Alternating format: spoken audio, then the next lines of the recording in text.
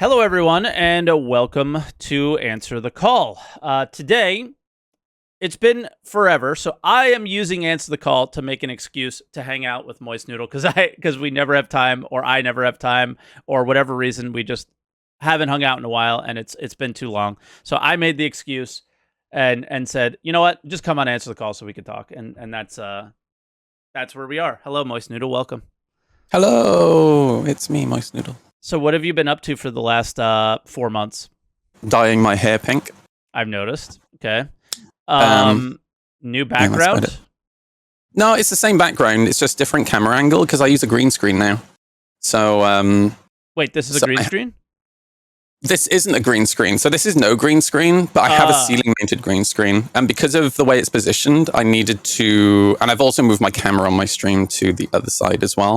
Okay. And I always prefer my face to be facing into the center of the gameplay, if it makes sense. And now it's on the left. So, yeah, the background looks a little different, but it's just because of the essentially the neon signs are directly behind the chair now. So gotcha. It looks more well lit too.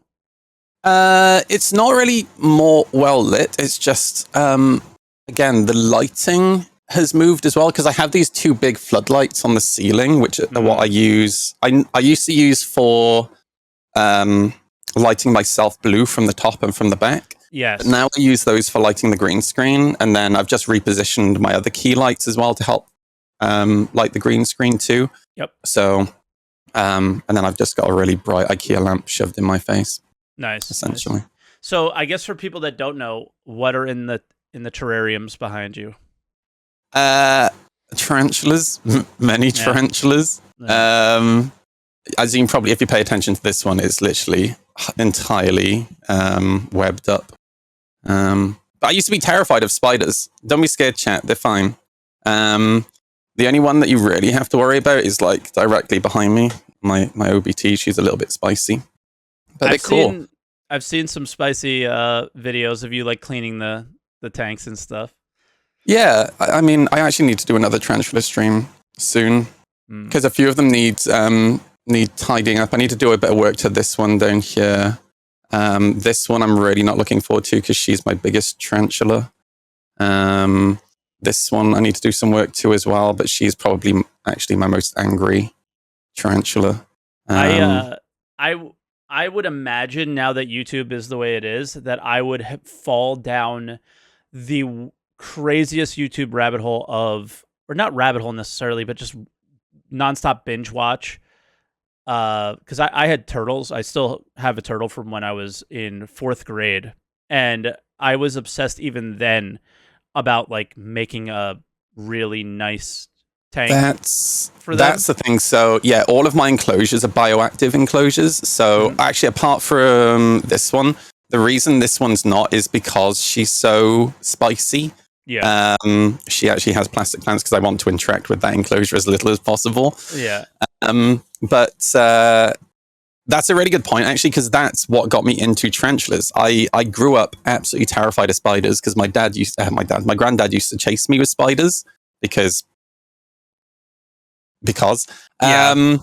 and yeah, even as an adult, if there was a spider in the room, I'd have to solve that problem with a vacuum cleaner or a can of deodorant like aerosol and a lighter. And I was just on YouTube one night and I make, let me show you. So I love plants. And every now and again, like I start making like little terrariums in jars and stuff. And I was watching some videos on YouTube. Oh, sorry, that's all my monster cans. I got a huge pile. Wait, is the one directly behind you on the wall, just hanging out? Oh no! So that he actually died recently. Well, no, that's not the actual tarantula. Oh, okay. I was like, I think one's out. That is the molt of one of the males that passed away recently. That was his. That was what you call the ultimate molt, which is the last molt that they have before they become a full-grown adult, and then they need to do the horny stuff, and then they die, which is sad. But yeah, I got into watching terrarium videos on YouTube, and that kind of started auto playing onto a channel. Somebody mentioned Ants Canada. Like I've watched Ants Canada videos. Dude, we used to for watch years. it here. Yeah, we used to watch it here as reacts. They loved it. Yeah, but there's a guy called I've forgotten his channel's name now. I digress. He was just making the terrarium, and I didn't realize at first what it was for. I was like, oh, that's really, really cool. And then it auto-played onto another one. And then eventually it auto-played onto a video where he was actually putting the tarantula in there, and it would make my skin crawl. Like, honestly, look at any spiders, made my skin crawl. But I was playing something at the time. I was like, I can't be bothered to alt-tab to change the video, so I'll just leave it on. And then after a couple of hours, whenever he was interacting with the different species of tarantula, he would talk about them and explain like where they're from, what types of temperaments they have. And he would even, using the actual tarantula, like show how different the temperaments can be. And I was like, oh, that's actually really friggin' interesting. And before I knew it, like a week had gone by and I'm still watching this guy's videos. Yeah. And after a few weeks, I got a local friend who has about 100 tarantulas. He only lives just down the road. I messaged him. I was like, dude, if I was to get a tarantula, could you recommend one for a starter? And he was like, yeah, sure, no problem. And he recommended an Aphonopelma calcodes. And one of the local stores, that's like an hour drive from here, they had adults there. So I ordered one. They ship them in the post. They just ship them in little boxes. They ship everything in like chickens, all sorts of shit. Yeah, it's crazy. It arrived, and I asked him to come be with me and to help me unbox it because, it's an adult tarantula. And it crawled out of this little plastic tub, and my immediate reaction was, I have made the most terrible mistake of my life. Yeah. because it was so big, and you know what? The thing just sat on his lap, and he just started booping it in the butt, and I was like, oh, actually, it's super chill. So we put it in the enclosure. He went home, and I just kind of sat there with the enclosure on my bed, because for her enclosure, I just use a plastic like storage tub with holes drilled in it. And I just sat there with the enclosure on my bed, and I was sat on next to it with my legs crossed. I was just watching her for like an hour, and she barely moved. And she is still one of my favorite tarantulas now. But the crazy thing is, at the time, my reaction was, she's so big. But the tarantula in this enclosure is like twice her size now. The same with this one as well. Like the one in here is probably a little bit bigger than my hand. Yeah, see, spiders are still big hands. I still have a little issue, at least that big. And the fact that they're venomous always freaks me out, but that's sort of a misconception, right? Yeah, so with tarantula venom, so you have New World tarantulas and you have Old World tarantulas. Okay. And it's essentially New World tarantulas are American, European. Yep. And Old World tarantulas are Asia, Africa. Okay. And you tend to find, not necessarily all of them, but you tend to find that Old World tarantulas are way more spicy. And that, like, for example, next time you do a react, I'll find a video of an OBT, and you can enjoy watching that, because they immediately raise their front legs, bare their fangs, and if you get too close, they will try to slap you. And they are definitely scary to look at, and that's why I have in one of the enclosures behind me. Yeah. That's actually one of my tarantulas that has escaped. Although it escaped while I was trying to put it into that enclosure for the first time. Essentially, I tried to put the catch cup over it. It did the thing, raising the legs, slapping. And the other thing they do is they actually roll onto their backs.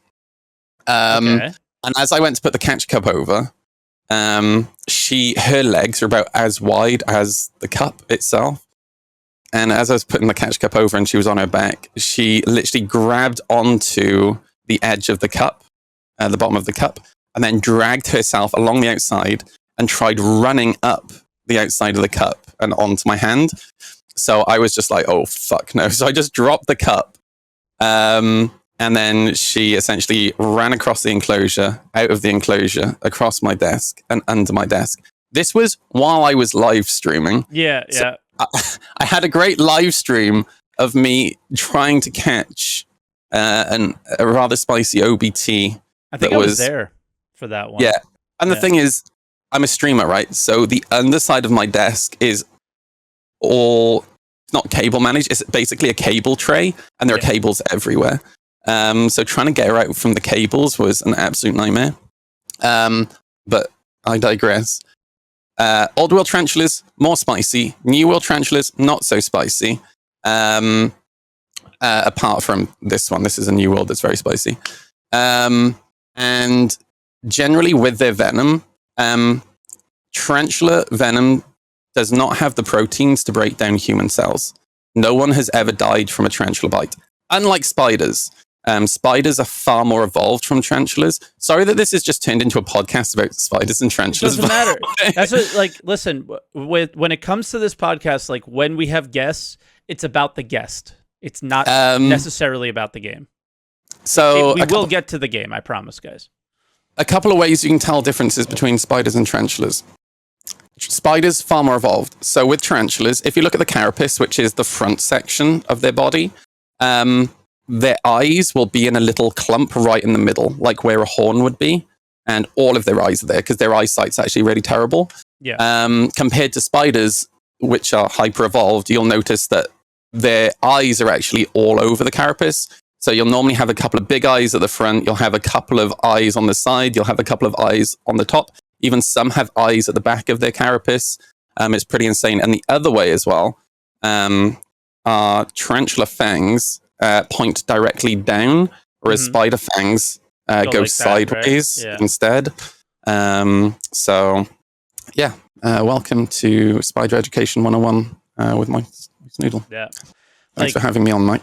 So no problem. So things like the brown recluse and like those things are way more dangerous. We have those here, and we have them in New Jersey too, I think. I'll tell you now, I don't think I'll ever go to Australia. Have you ever seen the video of some Australians in a Cessna landing their plane, and there's a wolf spider on the ceiling of the plane? No. And literally, as they're going in for the landing, this massive wolf spider is like this big. It literally runs down the front and then drops onto the dashboard, and that's all you really get to see. But they're laughing at it. They think it's fucking hilarious because they're Australian and it's something wrong with them, I guess. Yeah, I don't know. That's I mean, we have snakes and stuff here, but it's not. Our thing is gators, I guess. That's scary, but. Dude, I heard you talking about the alligator yesterday. That was crazy. Like, being a British person, the worst thing that we get is the occasional. Like, I left my building the other day, and right in front of my door was a rat, and it wasn't moving. So I just picked it up by its tail and threw it out. Well, like, that's the worst we get.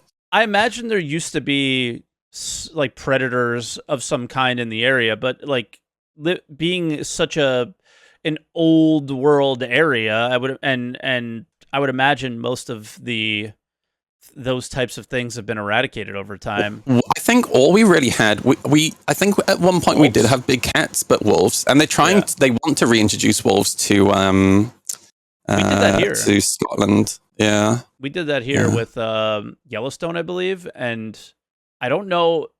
The experiment's ongoing, but I think it's working as far as I'm aware. But I'm sure chat will prove me wrong. I mean, it brings balance back to the to the wild, yes. Right? So that's essentially what the force is, right? It's like, everything needs to be balanced for it to make sense. Like, exactly. My brother moved to Colorado, and I'm kind of scared to go there because he goes, I'm just gonna go walk this trail or whatever, right? And I'm like, dude, bears. Like, what? Are you gonna bring bear mace? Do you have like these are the situations like why Americans have guns, I think, and like why it makes sense.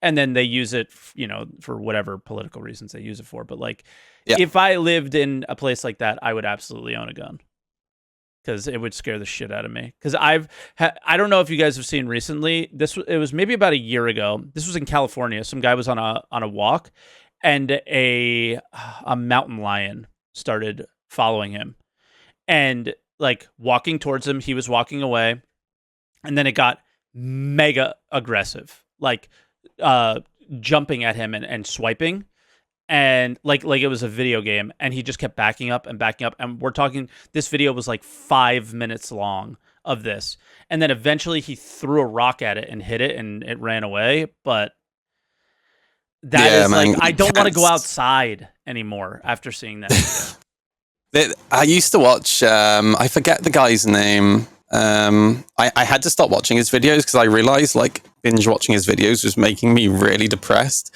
It was basically all these real horror stories of things like that, where people would go out for, you know, nature walks and stuff, and then they get killed by bears or walks. Like, he used to be a diver, a Navy diver, I think. No, I don't go in the ocean, man. So there are a lot of stories of like sea cave diving and stuff. Oh my god, no, it's too much. But yeah, no, I'm comfortable living in the UK.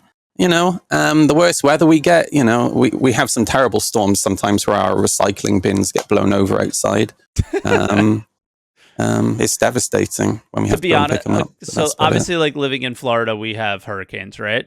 The first hurricane that I lived through was like, I was scared. I was legitimately scared. It was my first one. I didn't know like what they are, right? And the memes on social media were so funny about it. It was you know, like the plastic lawn chair, like the patio furniture. There was 4 chairs around a square table. One of them fell over, and it was like, never forget hurricane whatever. Yeah, right? dude. Yeah, because like we will rebuild this shit like that. Because it was not like, they really are like, people are like, oh man, there's a tropical storm there, be safe. And I'm like, guys, a tropical storm is just a thunderstorm. Like, it's nothing. We don't even put up our shutters. When a real hurricane comes, it is actually fucking scary, because I don't know if you guys know from the UK or any Europe or wherever you guys are listening from, there are tornadoes inside hurricanes. So it's not just a hurricane, it's the tornadoes that are inside hurricanes. And then if you live coastal, it's how the flooding, right? I don't live coastal, so it's the tornadoes that are scary here. And that's, so you follow the news while the tornado is, or while the hurricane's happening, and they're like, all right, there's a tornado right here. And like, you know, they because they're just following all the wind patterns and everything, and they're like, we think one's going to form here. If it happens, this is like, it's so scary. So that's the part that freaks me out. And we had a really bad hurricane one time, but that was that was nuts. We do get the tail end of your hurricane sometimes, because we're British and we always get the American hand-me-downs.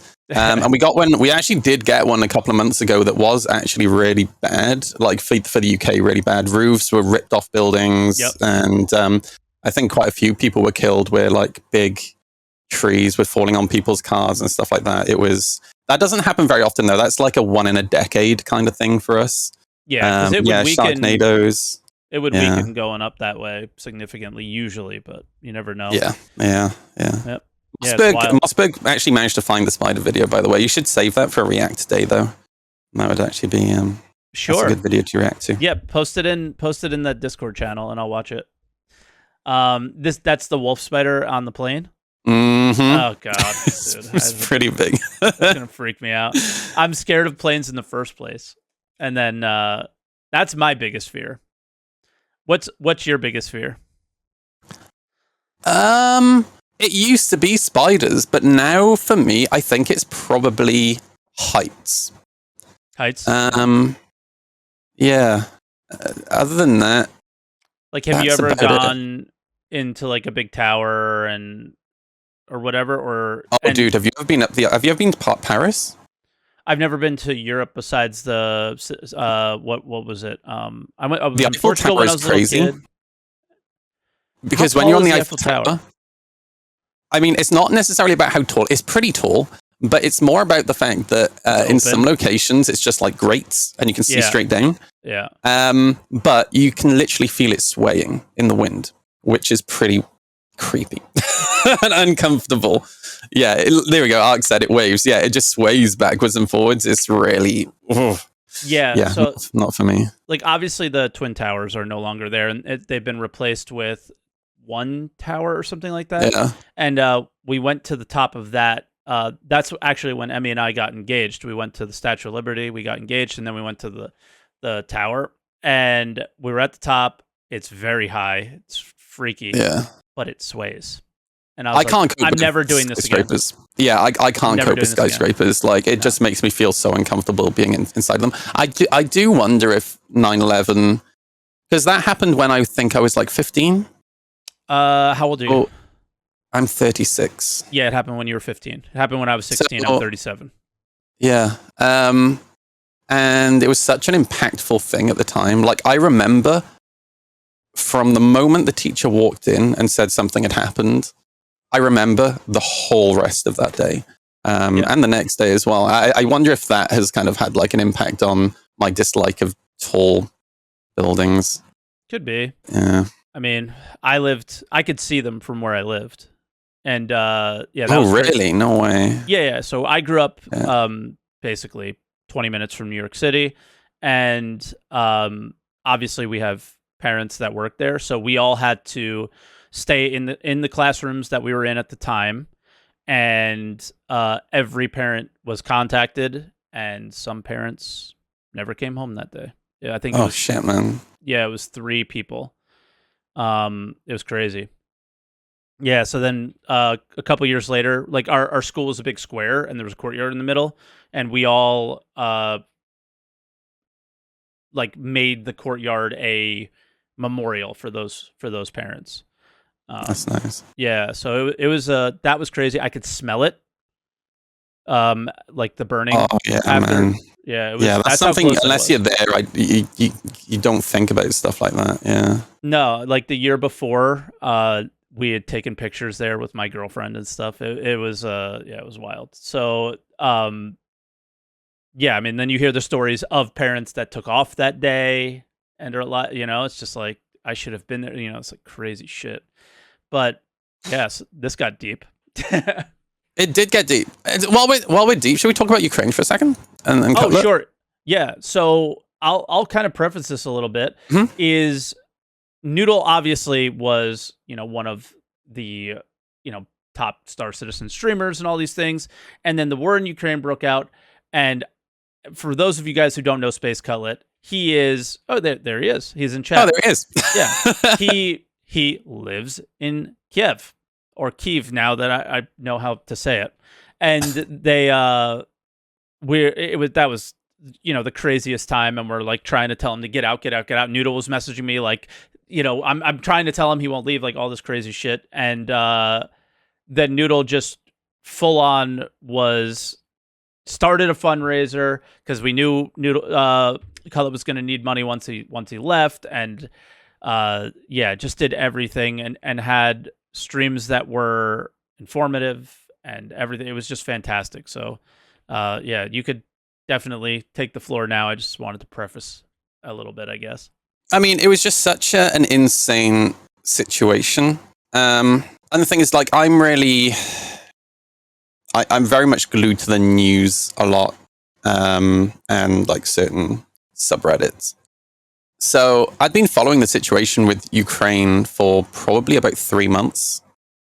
And it was really interesting, because I think it was about a month before I messaged Cutlet. Mm-hmm. And I was like, dude, like, I'm really curious to hear your opinion on what's happening. Yeah. And Cutlet being super into Star Citizen, was like, what do you mean? I was like, you are aware of the situation with Russia? And he was like, let me do some research.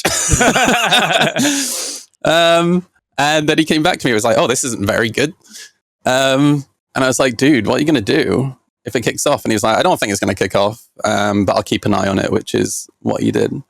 And then, like, in the couple of weeks leading up to it, I was starting to get stressed out for Cutlet, because Cutlet is one of my best friends in this community. That's an understatement, by the way. Yeah, and it's like, obviously we don't get to play with each other much at the moment, in Star Citizen, I mean, sorry. Because he can't, but we used to play with each other a few times a week. And the thing is, like, Cutler was always doing something interesting in Star Citizen. Cutler has been doing interesting things in Star Citizen since before it was possible to do interesting things in Star Citizen. Yep. You know, he was the first person that I ever saw genuine piracy gameplay from. He was the person who was working out how to make the most of the really shitty mechanics that we have to actually pirate someone. But yeah, like the couple of weeks before, I was like, dude, I think you really need to think about going. And he was like, not yet. And I completely understood the mind frame. Obviously, it would take money to leave. And then if nothing kicked off, and obviously streaming was his income as well. So if he had to stop streaming, then that just stops some money coming in. You know, it's just such a difficult decision to try and make. And then that day before was pretty crazy, because even then the Ukraine government didn't think Russia was going to invade. And even earlier on the day, Cutler was like, I don't know. And it's one of those things where I try to be the friend who's not afraid of having the difficult talk. But if you are the friend that's too pushy, you just alienate your friend, right? Yeah. And I was trying to have the difficult conversation without being pushy. So I messaged him again. I can't remember what time it was. It must have been around 11 p.m. my time. And I was just like, dude, please go. Yeah. And at that point, he was like, we're already packing up. The car's half loaded. I'm just sorting out my computer now. He left like an hour before the invasion started. Yeah. So he messaged me that they were leaving there and then. He gave me his phone number. He got me to download some real dodgy friggin' Russian or Ukrainian app so we could actually communicate. And they were in the car, and they literally managed to get out an hour before Russia invaded. And the scare, obviously I started the stream, and I never started that stream with the intention of reporting news, right? No. I just started that stream because I didn't want to be sat here alone, scared shitless for Cutler. I wanted company, you know? And within that hour, videos were already popping up of cruise missiles. And we were watching live streams. We were watching CCTV cameras of like Kyiv and Odessa and Lviv and some of the places, Donetsk, over in the east. And we could literally see cruise missiles flying. And I remember so vividly texting Cutlet, dude, you need to drive fast. And he sent me back a photograph of the speedometer doing like 80 kilometers per hour or something like that.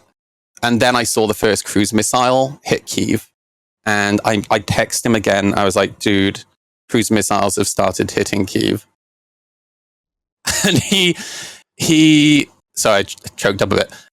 He texts back another photo of them doing like 120 or 140 kilometers per hour. But, you know, I the timing was genuinely so lucky because a lot of people didn't make it out of Kyiv. A lot of cars that were queuing on that road out of Kyiv got bombed, you know. But the following days were just insane. I never at the time looked at my viewership numbers because I always keep my viewership numbers turned off. I had no idea I had 1,000 people watching. Yeah, genuinely had no idea. It was just wild. Insane. But you know, the money that we managed to raise for Cutlet has been so fucking helpful. I think the way I tried to describe it at the time was, it just takes some of the worry away from what are we going to do. At least then you have the option of staying in hotels and stuff like that if you need to, which is ultimately what ended up happening, because within the first few hours of the war starting, the Ukrainian government banned any fighting age men from leaving the country, which I completely understand why they did it. And if I remember, And Cutler was really close to the end of the line at that point. yeah, they were so close to getting out. And they'd already spoken to the border guards once, and they refused to let Cutler go. At which point, I got a friend who's also a viewer who only lives like an hour away from me. And as a group, we were trying to, because I had like 10 people in Discord with me, and which was really useful because we had lots of people from different backgrounds professionally, and everybody was trying to brainstorm the best way to get Cutler out, because we were hearing rumors that they were still letting fighting age men out down the south.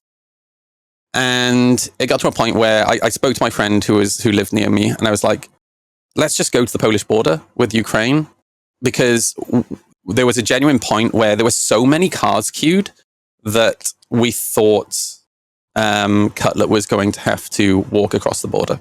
Yeah. And leave the car. So I was like, let's go to the Polish border. At least then there is someone available to pick him up if needs be. So me and my friend, we drove all the way down to Dover, which is where the ferry crossing is to Calais. And we'd booked the ferry. And we were literally, it was like an hour before the ferry was due. And Cutler was like, "There's no way we're going to be able to leave." You and I were talking a lot at that point. Yeah. So he was like, "Turn around, go home, and we're gonna get a hotel and just see how it plays out." So they were at the hotel, really close to the border, which was a good thing to do. But like, completely understandably, Cutler's wife didn't want to leave Cutler. Yeah. But long story short, the good news is, Cutler himself is in chat, so he can answer for himself. But the good news is he's finally out. I think it was last week, right, Cutler? He finally got to leave. So his wife and daughter left, I think it was like a month ago or 6 weeks ago, ahead of him. And then he was able to leave last week, and he's in Berlin. Which is, and he said in chat, "I'm still living off that fundraiser, guys. So thank you." Yeah. So, but that just shows how fucking amazing the Star Citizen community is, right? Like, so many people rallied around Cutler, and it's not just the money, right? Somebody, I can't remember I feel really bad. His name begins with W. But I had lots of different people reaching out to see if there were various ways that they could help. And one of the guys from Test Squadron reached out, and he was like, "If Cutler needs, I live in Poland," he said, "if Cutler needs a ride anywhere, just let me know." And I think he drove Cutler's wife and daughter all the way to Berlin. And I think I remember him mentioning Test Squadron guy doing that. Okay. Which is just absolutely incredible. So yeah, great community all around. Good job, everybody. Cutler's safe, but I think it's really, I'm going to be an adult real quick and just say the interest in the war in Ukraine has died. And it's really interesting because I've definitely noticed when I've tweeted about Ukraine, I try not to tweet about it too much. Yep. It's like nobody is interested anymore.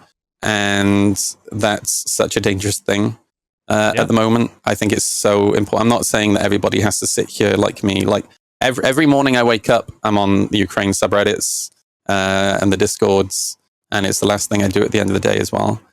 I never expect anybody to keep up to it to that degree. But this is probably one of the deepest conversations I think anyone's ever had on your podcast, Mike. I'm really sorry. We are so close to a world war at the moment. We are so incredibly close to a world war at the moment. Belarus are talking right now. It's genuinely looking like Belarus are going to invade, and they're going to try and invade Lviv. Ukrainian forces over the last 24 hours have essentially been putting up massive barricades on the border, so the roads can't be used. They've been putting mines down everywhere. And genuinely, if Belarus invades, it's likely that Poland will get involved, which doesn't mean that NATO gets involved. If Poland decide to get involved, that's on Poland. But if Poland get involved, other countries will probably get involved. Obviously, there's the situation with Taiwan. And the reason that America has been incredibly helpful with weaponry. The HIMARS systems that America has sent to Ukraine has so far proven to be hugely successful. So the strategy over in the east right now from Ukraine is to basically destroy all of the ammunition dumps of Russia. And it has really slowed them down. And it's thanks to the HIMARS. And the M777s, which have come from the US, from Canada, from Australia. The French have given them Centurions, not Centurions. I forget what they're called. Are they Centurions? But they're super maneuverable artillery pieces. Wait, did you call them Centurions? Isn't that the name of the vehicle in Star Citizen? Caesars, thank you. Yes, I'm probably confused. I think that's the one that just came out in Star Citizen. yeah, I'm thinking of the Caesars. Thank you, chat. Fuck, I was so close.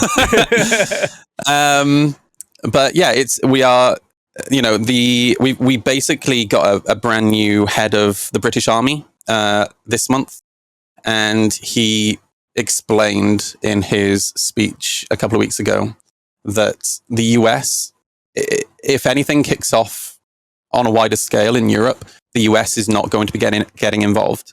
The reason being, the US is preparing to fight China over Taiwan.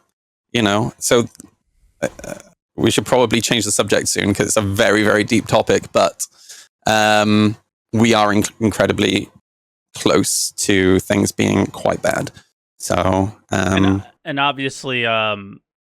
Morphologist lives in Taiwan, so that's like another exactly Star Citizen content creator that obviously when this all popped off, he was very nervous as well, and it's for sure. And a lot of people completely, unless you've been following the situation with Ukraine incredibly closely, you probably don't understand how bad the situation is going to be in regards to food in the winter. The price of food is going to explode in the winter because all around the world, right? I mean, I think all around the world, because 40% of grain for the entire world comes from Ukraine. Yeah. It is literally the breadbasket of the world. Well, and then they're on top of that.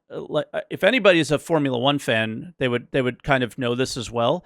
Is the main sponsor of Haas, who is an American team, was a Russian. Like a very, very large Russian fertilizer company, Uralkali or something like that. And they've obviously, fertilizer, bombs go together. They've been, very close to, I think, so they're, switching production or whatever, most likely. And fertilizer's hard to come by as well. So like I watch a lot of farming videos and the price of fertilizer has gone up significantly. Therefore, the price of food generally would go up significantly as well across the world. Because it's not just wheat, it's many other things as well. Dingo has pointed out the Black Sea is blockaded. A big proportion of the Black Sea is blockaded. Ukrainian grain is being stolen by Russia. Luckily, Ukraine managed to regain control of Snake Island recently, which is a tiny little island off the coast on the west side of Ukraine. And that has given them a very small route to basically a small sea route that they've started using in the last couple of days, which is incredibly useful. But the fact of the matter is, a lot of the farmland is just not good for use anymore. There have been a lot of videos over the last few days of Russians literally burning wheat fields. Although, like in the UK, I have definitely seen the price of food go up just in the last 4 to 6 weeks. In fact, my grocery shop has doubled in the last 6 weeks. Yeah, it's expensive here. It's insane. We see it here. And but it's the thing that is helping prices at the moment, although it doesn't feel like it, is the fact that we still have stocks of grain, right? But when those start to run down and we start going into the winter, what the fuck are we going to do? And we are privileged enough to live in countries that have a lot of possible solutions, and also have the finances to pay the inflated costs. But what about countries over in Africa that can't?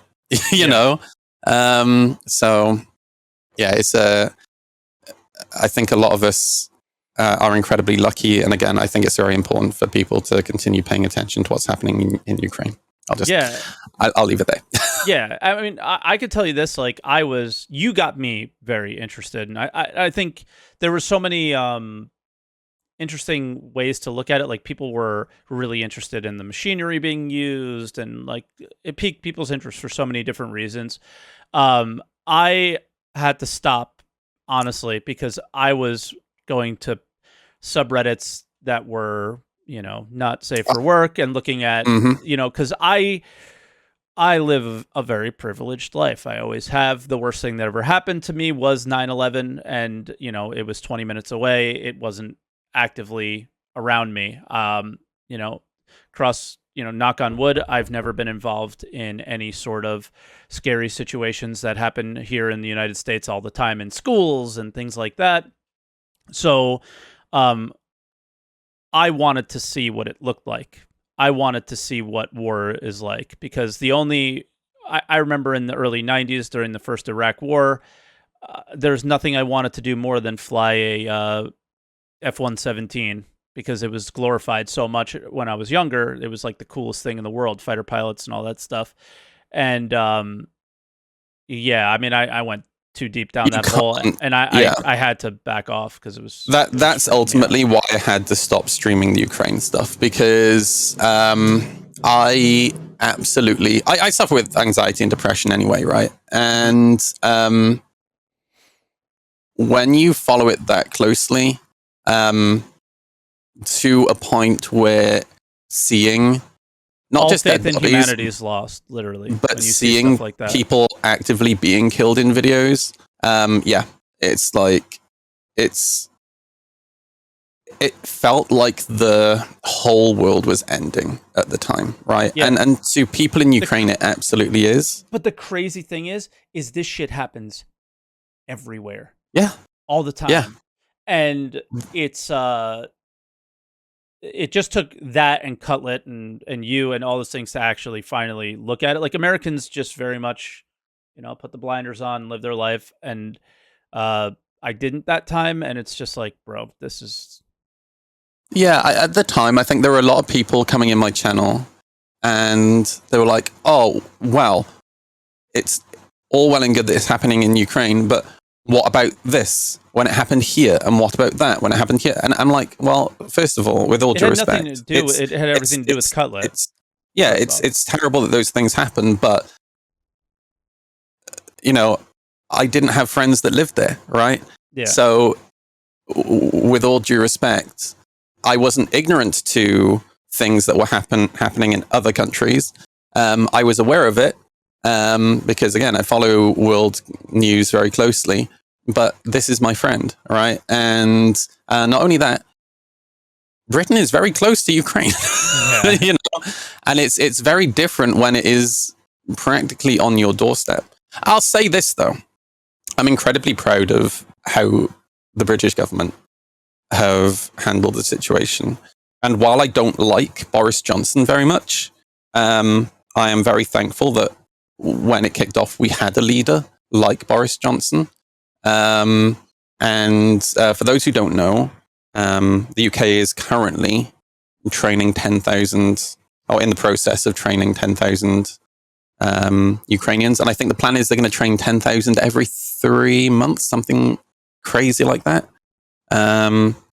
So a proud time to be British. But I think it would be nice to see more countries pulling their weight in terms of training Ukrainian troops. That's the one thing that I would like to see. Yeah. And Cutler mentions in chat, Ukraine was covered by the media like nothing else before. That is definitely true. Well, I think people really, like what you said earlier, they really felt this could be it. Yeah. It's happening again. I mean, especially the rhetoric from Putin, it was wild. Shit was Oh, fucking absolutely crazy. insane. I remember. Absolutely insane. What the hell? So yeah, I think what I'll do in the video, because people might not be comfortable hearing these things and things like Oh, that. for sure. I'll make a chapter. I'll make like Star Citizen talk, noodle, whatever talk. Yeah. But the fuck, man, I forgot where I was gonna kind of close it off with something, and I cannot fucking remember what it was anymore, but that's okay. It'll probably come back to me. But yeah, it just, go ahead. Do you know what I've been doing to try and pick myself up after my massive depression slump of Ukraine? Play Star Citizen? I hope not. Oh, fuck, dude. No, that won't help with my depression. So I came across an advert on Instagram a few weeks ago for a website called Borrow My Doggy. Right. So yeah.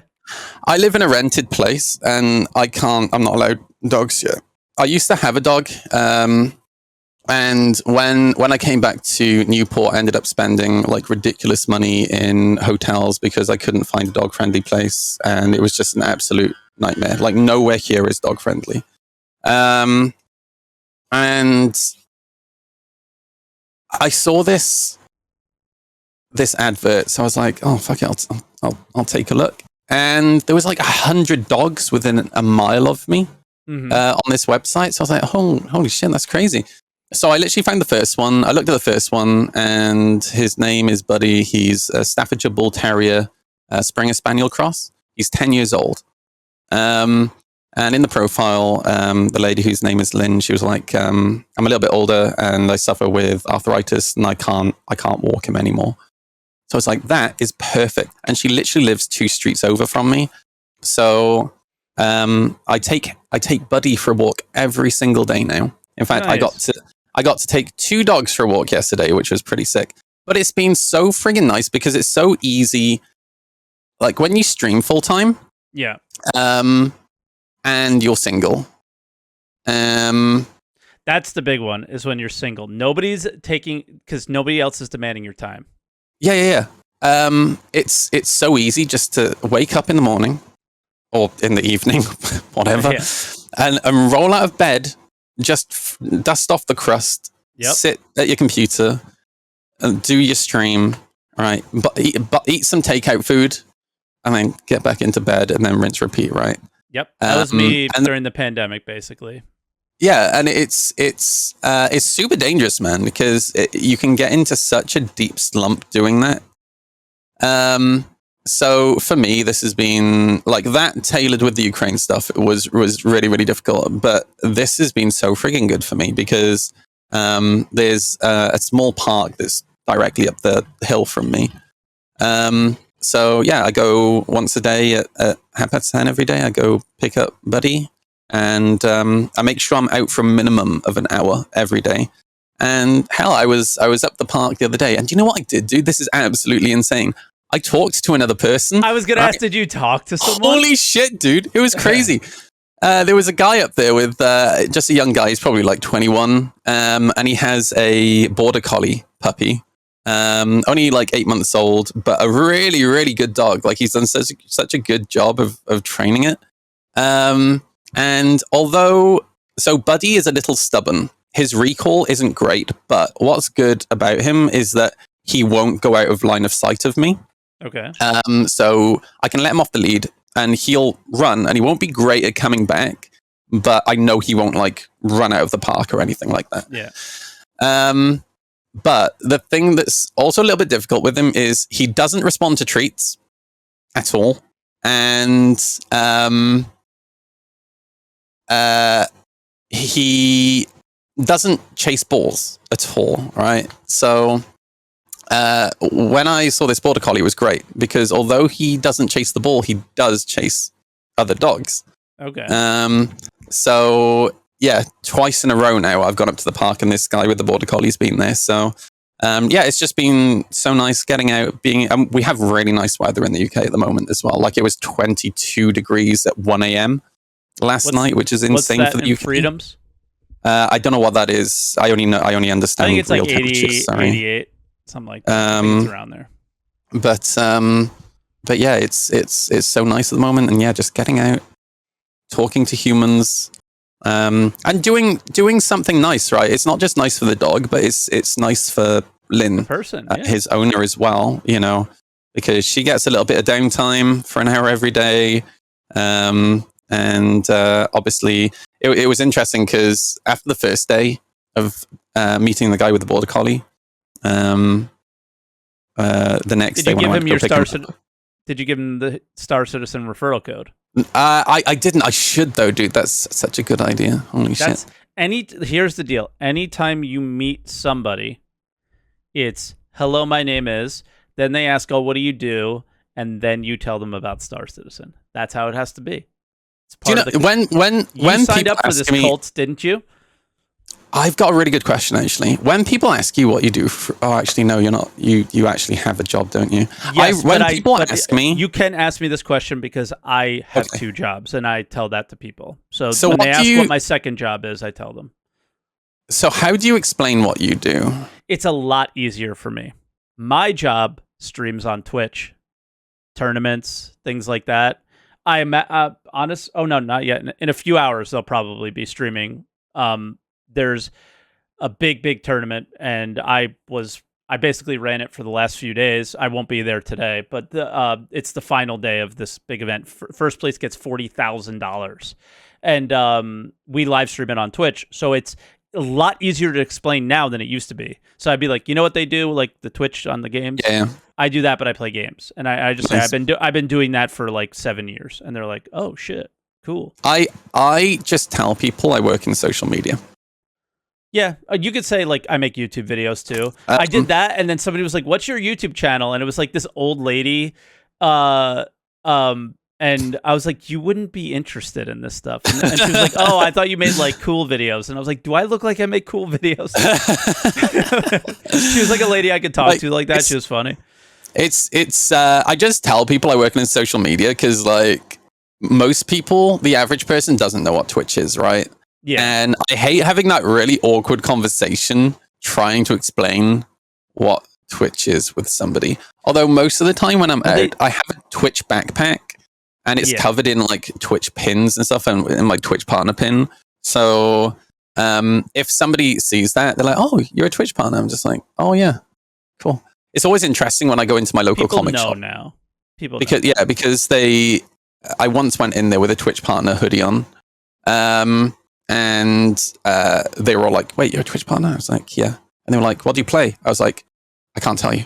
Yeah, I'm too embarrassed. I'm too ashamed to tell people what I play. I'm too ashamed to tell you what I play. No, they're like, "Oh, so what game do you play?" And I was like, "You don't know about it. It's this game called Star Citizen." And I usually explain, I go, "Have you ever heard of Kickstarter?" "Yes." "It's the world record for that." And they're like, "Oh, so," and then the next thing they do is they go, "So you're really good at the game, right?" So now everyone laughs because obviously I'm not, and I'm like, "No," and then they're like, "So then you're really funny, right?" And I'm like, "No," and I go, "I don't really know why people watch me. I'm not really sure." So the one time I was in the comic shop and one of the guys in there was like, "Oh, you stream on Twitch?" I was like, "Yeah." He was like, "What do you play?" I was like, "Oh fuck, I'm just gonna tell him." I was like, "Oh, I play Star Citizen." No. To which his next question was, "How much have you spent on it?" No, so he knows. He knows what it is, and he knows what the right question is to ask. Yeah. I was so embarrassed. I was like, "Dude, I can't tell you." He was like, "Go on, just tell me." I was like, $8,000, and it was like, "Oh my god, dude!" I was like, "I know, I have a problem. Help!" Oh man, but then you go like, "Hey, but it's been over 10 years." Well, that's the thing, right? So that's the next thing that I say to people, because I worked out recently that I'm close to 10,000 hours in Star Citizen. I must be. Going off my stream time. My streams, yeah. Going off my stream time, and then like I play about as much off stream as I play on stream. What is wrong with you? I don't know, dude. I just have issues. Yeah. It's because most of my friends play Star Citizen, right? So if I want to spend time with them, I gotta play Star Citizen. It's the worst. Yes, like that's the thing is I never play. That's why I don't hang out with you. Yeah, true. Even on my live stream, I don't play. And generally, like, my attitude with games is £1 an hour. I think £1 an hour is good, or $1 an hour, right? Is good. So I genuinely think that, considering how much I've spent in Star Citizen and the amount of time that I played Star Citizen, I think I've actually got good freaking value out of it. So, yeah, copium. Okay. Copium. That's pure look, fucking I gotta copium. make myself feel better somehow, all right? Pure fucking copium. Put it on the TV, boys. Some people like golf, right? Do you know how much money my granddad spent on golf over like 20 or 30 years? True. Dude, it ain't nothing compared to Star Citizen. Right. My father-in-law is getting back into it, and I'm like, oh shit, here we go. Oh no, it's so expensive, bro. It's super expensive. I mean, hockey too. So I've had the same hockey skates since I was, I think a sophomore in high school, something like that. And hockey skates are $800. I mean, I used to be a photographer, so I mean, fuck, every hobby is expensive. You know? That's why they're hobbies, and very few people can do them professionally, right? You have to be like absolutely at the top of your game in order to do any of this shit professionally. Yeah. Somebody in chat asked how much is my stick. I don't spend. Okay, hockey sticks. When I was in high school, I bought a pack of 20 of them for, I think, $80. Now, one stick is $200 because they're made out of like composite or whatever, like shit fucking Formula One cars are made out of and stuff. It's crazy. My sticks don't cost that much. I have them over here. I'll show you. Do you beat other men with them? Yes. Good. Okay. Whenever I think of like ice hockey, I all I can think of is men beating men. I love it. It's so good. I think this was my favorite stick. I hope you can hear me. It's broken. Oh yeah. Now. Actually, I think it might be usable, but yeah, they're like. Can you see it flexing? I don't know if you can see it flexing. A little bit, maybe.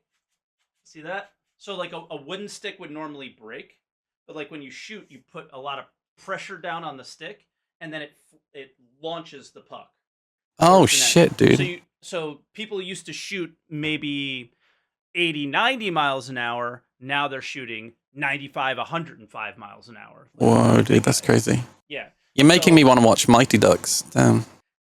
Dude, the Mighty Ducks is the worst hockey movie of all time. you need to watch either Miracle or Young Bloods. Those are hockey movies. Okay? Yeah, they both sound really boring. Mighty Ducks is so good. No. Miracle's great.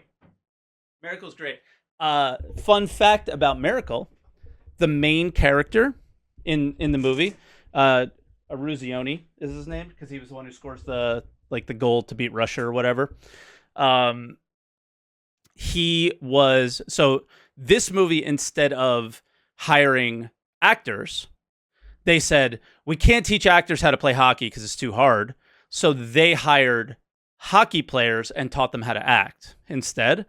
And that sounds terrible. Oh no. I thought it was actually like not a bad movie. The acting was like, okay. It's not as bad as you think. And the runner-up for the main character position was my best friend's brother. Because he was like an amazing, insane hockey player. He played at Ohio State, which is like huge hockey school, and would rather have smoked weed and never did anything with it. I think he still like trains kids that end up getting drafted in the NHL now, but he was like insane hockey player.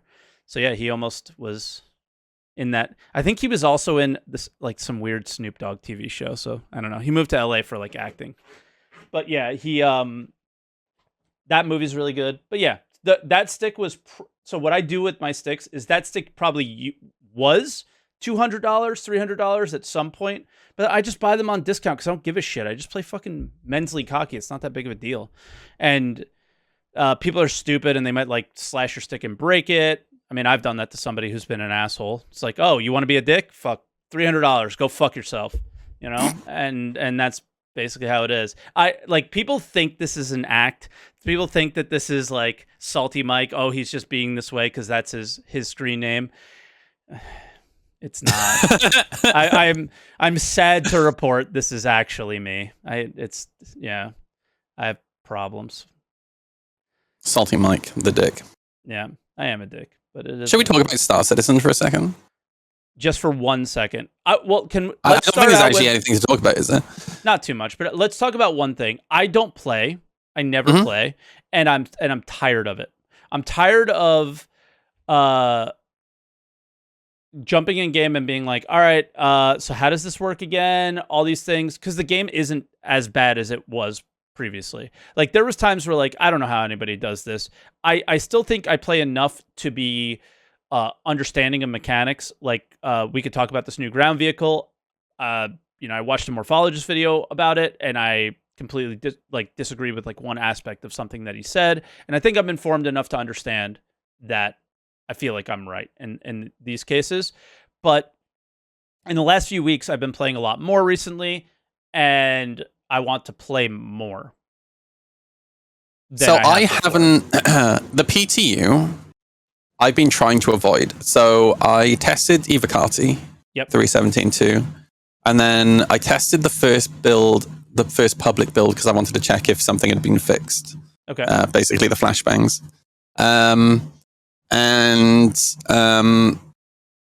Then I haven't touched it because I think the reason being, or the main reason being, is because I know how long it's probably going to be now until we get 318. So I'm trying not to burn out on 317.2. At this moment, we're still in wave 1. I know. That's kind of nuts, right? I have a funny feeling, though, it'll go from wave 1 to everybody for instantly. like a day. Yeah. And then it'll just release.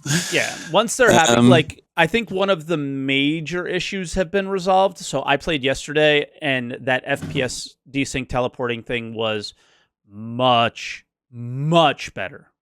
So good. That's a big hurdle to get over, because they don't want to do Siege of Orison with that. Because I called this, right? So when we got the ship desync fix for 317, I called out that I reckoned we were going to get the FPS desync fix before Siege of Orison came out, because there was no way that they could have an event like that where everybody is just sprinting at maximum speed, so they have Pika's advantage constantly, right?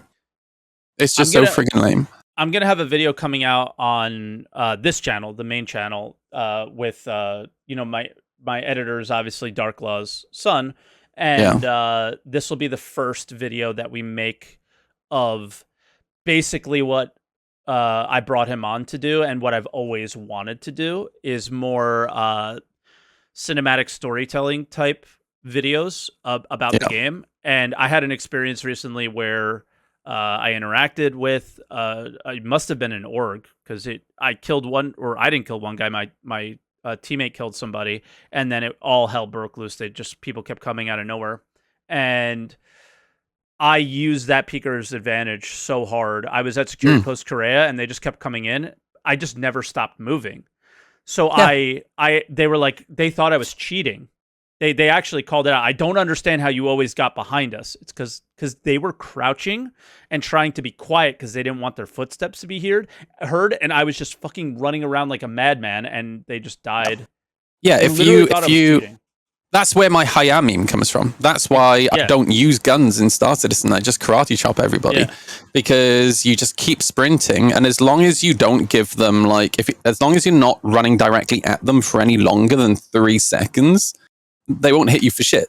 So you make sure, like when I go to SBK, right, and I know there's a bounty in there, or there's a bounty hunter coming, I will let them get as close to me as possible, and then I will jump out from behind the door, sprint at them, get behind them, karate chop them every time. And it's super lame. Like, that's not what I want this game to be at all. I like the idea of actually trying to be quiet, trying to huddle down, find a good position to shoot from, etc., etc. But if you move slowly in FPS in this game, it doesn't work at the moment. I mean, it's honestly, just so freaking lame. In I think every game, Like I believe like Tarkov is probably one of the more, I mean, sad to say it, but like gold standard FPS games, because obviously Tarkov's not a very gold game still, right? It definitely has its issues. And I believe it's my understanding that that game still has a fairly high peaker's advantage as well, just because it's just like, I'm sorry, the speed of light is the speed of light, and there's not much we can do about that. Yeah. So like there will always be some level of latency, right? Yeah. Like that's just how the internet works, everybody. But it's about trying to minimize it as much as possible. That's all you can do is just minimize it. So like chat saying it's not as bad as it was since I last played. I hear what people say about it. I'm not taking this as any of my experiences, because honestly, I wouldn't see peaker's advantage if it was punching me in the face. I just understand now, like after you mentioned it, that's why I was able to kind of dunk on these guys a little bit, because I was just nonstop moving, because I don't know how many doors there are at SPK. I think it's like 7. So I'm just running door to door to door to door, because I'm in the building by myself. So the reason why I was running was not to gain peaker's advantage. It was just I ended up getting it because I was running around for a different reason. Yeah, that's exactly what I do. Like if I need to get rid of my crime stat, whatever, I go to SPK and I sprint from door to door to door, essentially. Yeah. And then the moment I see somebody, I just duck behind a door until they get close enough to me, and then I absolutely utilize peaker's advantage, which is super lame. Yeah. But I'm not into FPS, right? And I'm such a hypocrite, because I will absolutely utilize peaker's advantage as somebody who's not very good at FPS, but then I bitch and complain about people in dogfighting who just fly at 1,200 meters per second. Right? Yeah. Which here's the difference. The difference is that peaker's advantage is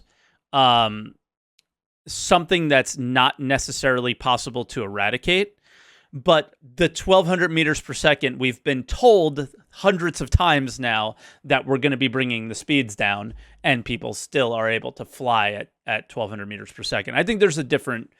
I think you're allowed to kind of complain about that one a little bit, Noodle. Maybe. At least it's not as bad as it used to be. I guess what I'm saying is that they have a clear resolution to that problem, and they just haven't implemented yet. And that I think that is what makes it more frustrating, if that makes sense. I'll say this. I think, speaking of the high speed stuff, 3.17 has definitely. This is the first patch for me where after 4 weeks I haven't completely lost my mind with it. Yeah. Because the thing... You're talking about 3.17.1 or 3.17.2? You said you avoid the PTU, and I'm assuming you 3.17 in general, right? Okay. Because of the desync fix, right? Gotcha. So, because I am absolutely... I know I think you like to play with a goal, right? Whereas... I need a goal. I need something to drive me. Whereas I absolutely do like playing with a goal in mind, and I look forward to Star Citizen having more goal-focused content for people who like combat. And I don't mean PvP, right? Like, the only reason I really got into PvP was because there was fuck all else to do in terms of space combat. I absolutely will be happy with, like, honestly, if CIG just threw a combat area into Stanton, where there was, or maybe there was just like a combat area that booted up every hour or something, or every couple of hours, like a go-to, and there was Navy fighting like Ninetales and shit, I would be so happy.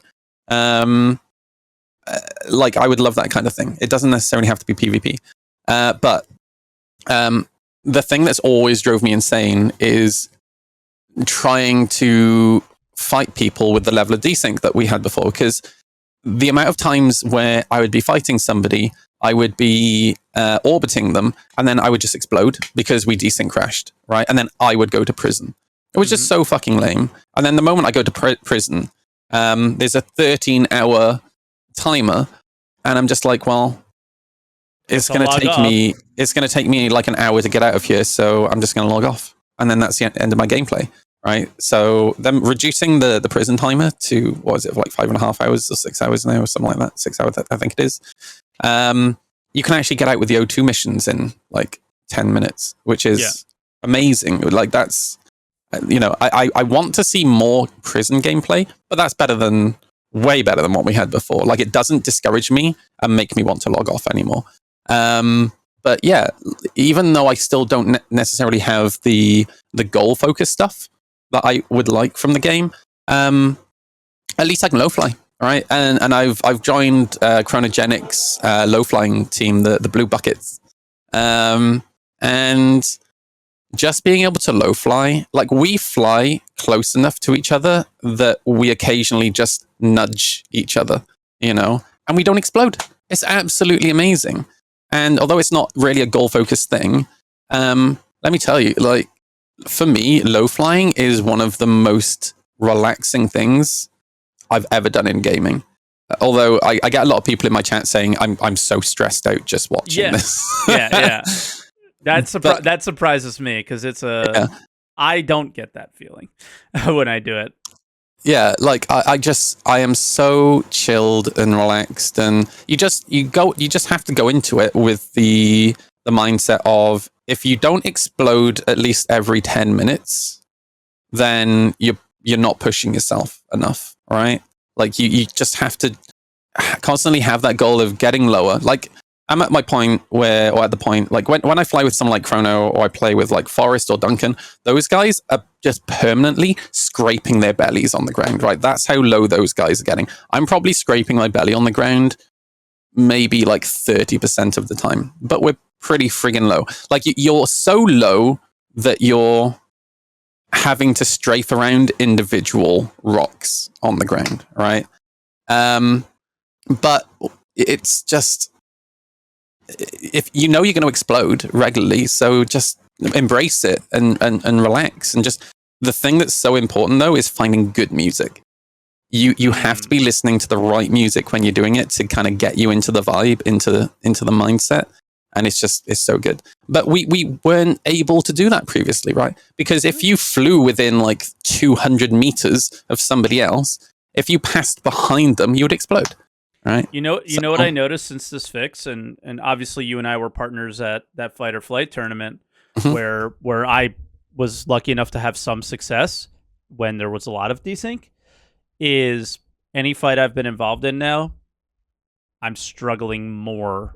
Obviously, I'm out of practice. Like we practiced pretty significantly leading up to that, so I felt like I was able to do as well as I possibly could have for that moment. Which obviously you still had to carry like super, super hard. I don't think I did carry that hard though. That's the thing. Like I see people, I've watched it back now more. I don't think so. Honestly, I think, I've seen people make this comment quite a few times in your chat, even like a few days ago, about me carrying you. And I honestly don't think I did, because here's the thing. Your aim is way better than mine. Not anymore. For sure. At the time, your aim was way better than mine. And all I really did in that situation was I came up with the tactics. Yep. And I was yelling at you what to do during the fight. Yep. And I was mostly, just because they were hyper-focused on me, trying to be as wriggly as I possibly could so they couldn't hit me, while you killed them. Yeah. That was essentially the tactics, I think we have to say, if you I will toot my own horn a little bit here, is that if you want to talk shit, we didn't have a single death until the championship match. Until the final. So if you want to talk shit about me or say, I get carried or whatever, is we didn't have a single death until the championship match. So we were hyper reactive to what was happening in the moment. Yeah, nobody else could have said that. So, all these guys that played in that tournament who are significantly better than me, I still think I had a good day that day. But I think probably one of the reasons that you're one thing that I've definitely noticed since 3.17, I've seen a lot of people saying, oh, the AI is so much better now. It's not that the AI is better, it's just the desync is less, right? Yeah, exactly. So when you're actually able to hit you. Yeah, so when you're on a server that's not complete trash, they can actually move around and they can actually hit you. The AI is essentially the same. It's just desync is better. And it's, I've seen a lot of people. I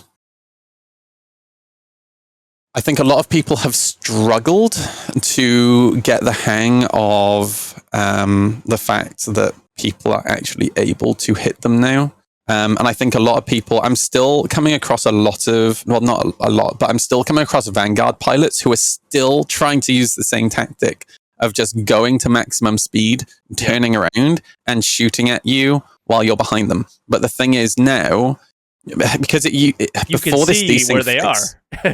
Before this desync fix, to explain for people who don't know, if I was chasing a Vanguard, right, they are at maximum speed, I'm chasing after them. On my screen, I would be, so this is the Vanguard, right? I would be directly above them, shooting them in the back. But because of the desync, what they're seeing is actually me about 300 meters away, just presenting my full belly or back to them, and then they just destroy me really, really easily, right? Whereas now, I am actually where I appear to be, and they just can't adapt to that.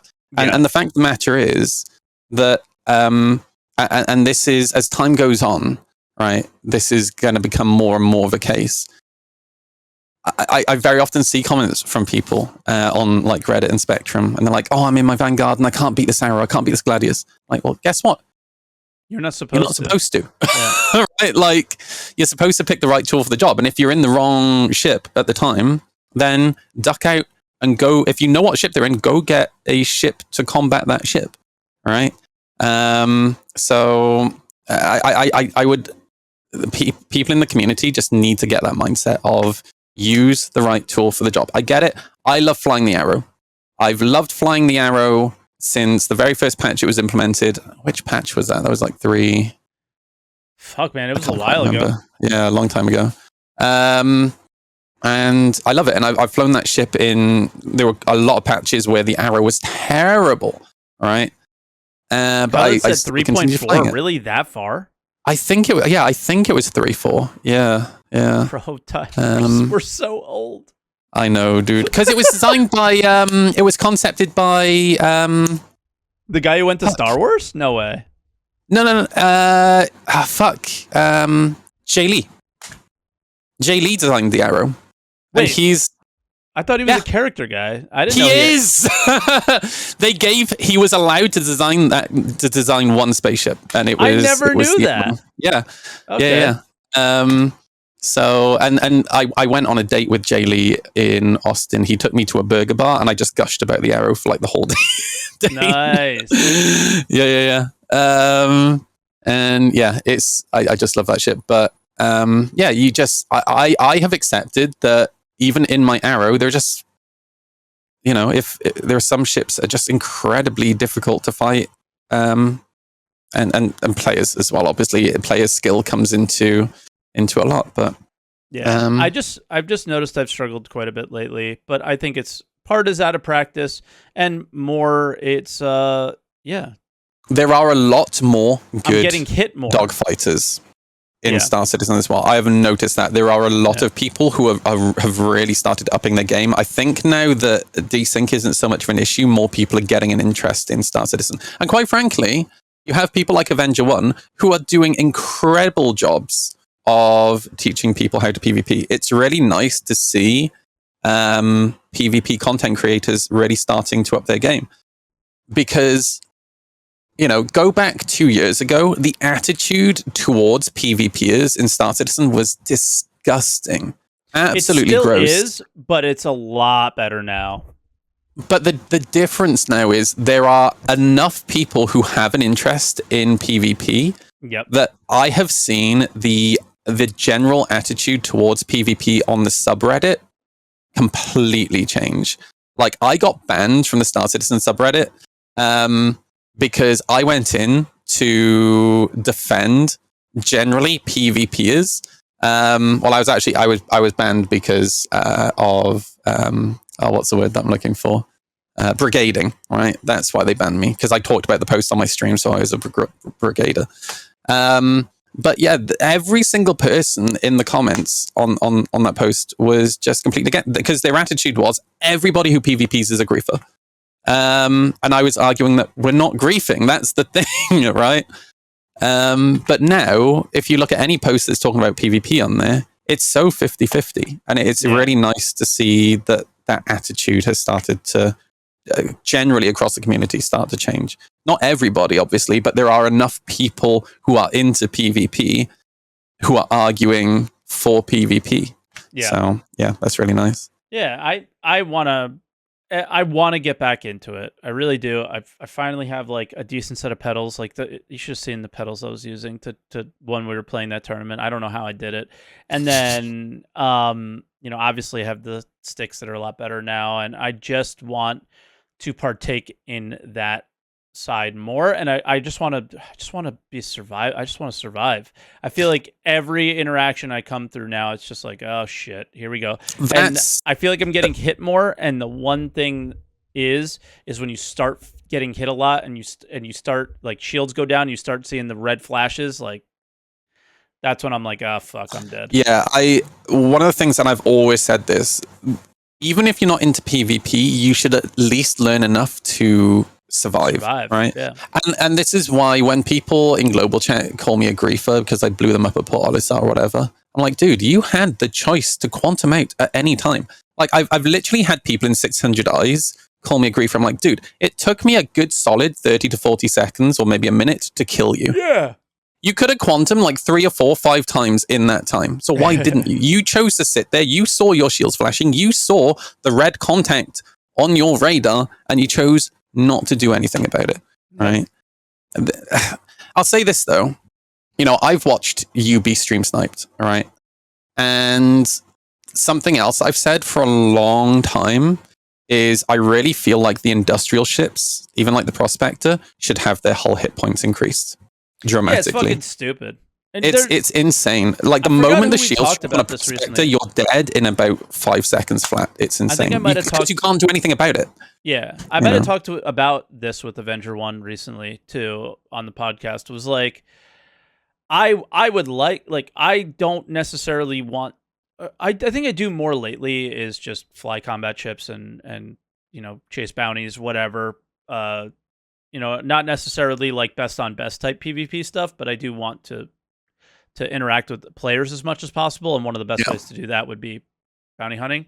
And but in general, I do think that the more interesting aspects of the game to me are the industrial aspects, trading, cargo hauling, salvaging, those kind of things are what I would want to do.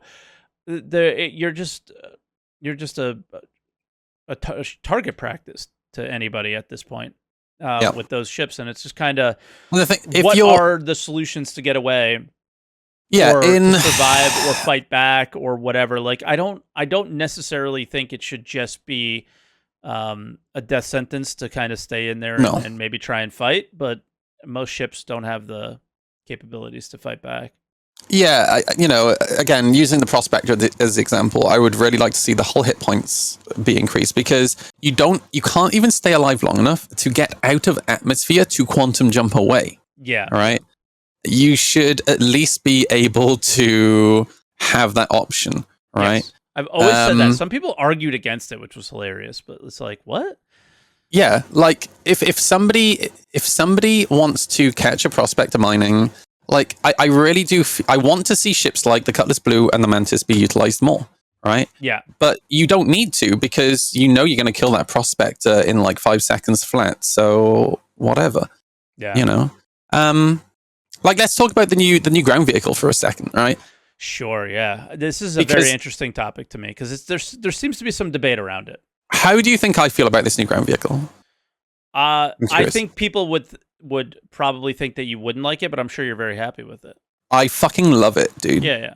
Absolutely love it. I know you're because happy. The moment I saw it had those 4 size 4 rhinos, I was like, holy shit. First of all, it doesn't run out of ammo. Obviously, you can change the guns out, right? Yeah. It doesn't run out of ammo, but we finally have a ground vehicle that's actually kind of decent, that's actually worth bringing to Jumptown. Like the Ballista. Ballista's good, but it runs out of ammo. I've seen exactly, yeah. And it's just not worth the effort of flying a Ballista to Jumptown. But having 2 of these Centurions, having them cover each other as well as I think one Centurion is a sitting duck because it only has a 70 or 80 degree pitch on the turret, which is what it should be, in my opinion. It should not be an I win button, right? It shouldn't have, I'm sure it has loads of hull hit points. I'm not sure. I haven't tested it yet, but the other ground vehicles do, or the ballista does. It shouldn't have a tiny signature, right? And this firing arc that can fire in every direction, right? Like that would be absolutely insane. Like something has to give somewhere. And I saw a post last night where people were complaining that the guns can only pitch up to like 70 or 80 People degrees. always complain that things aren't easy, you know? Exactly.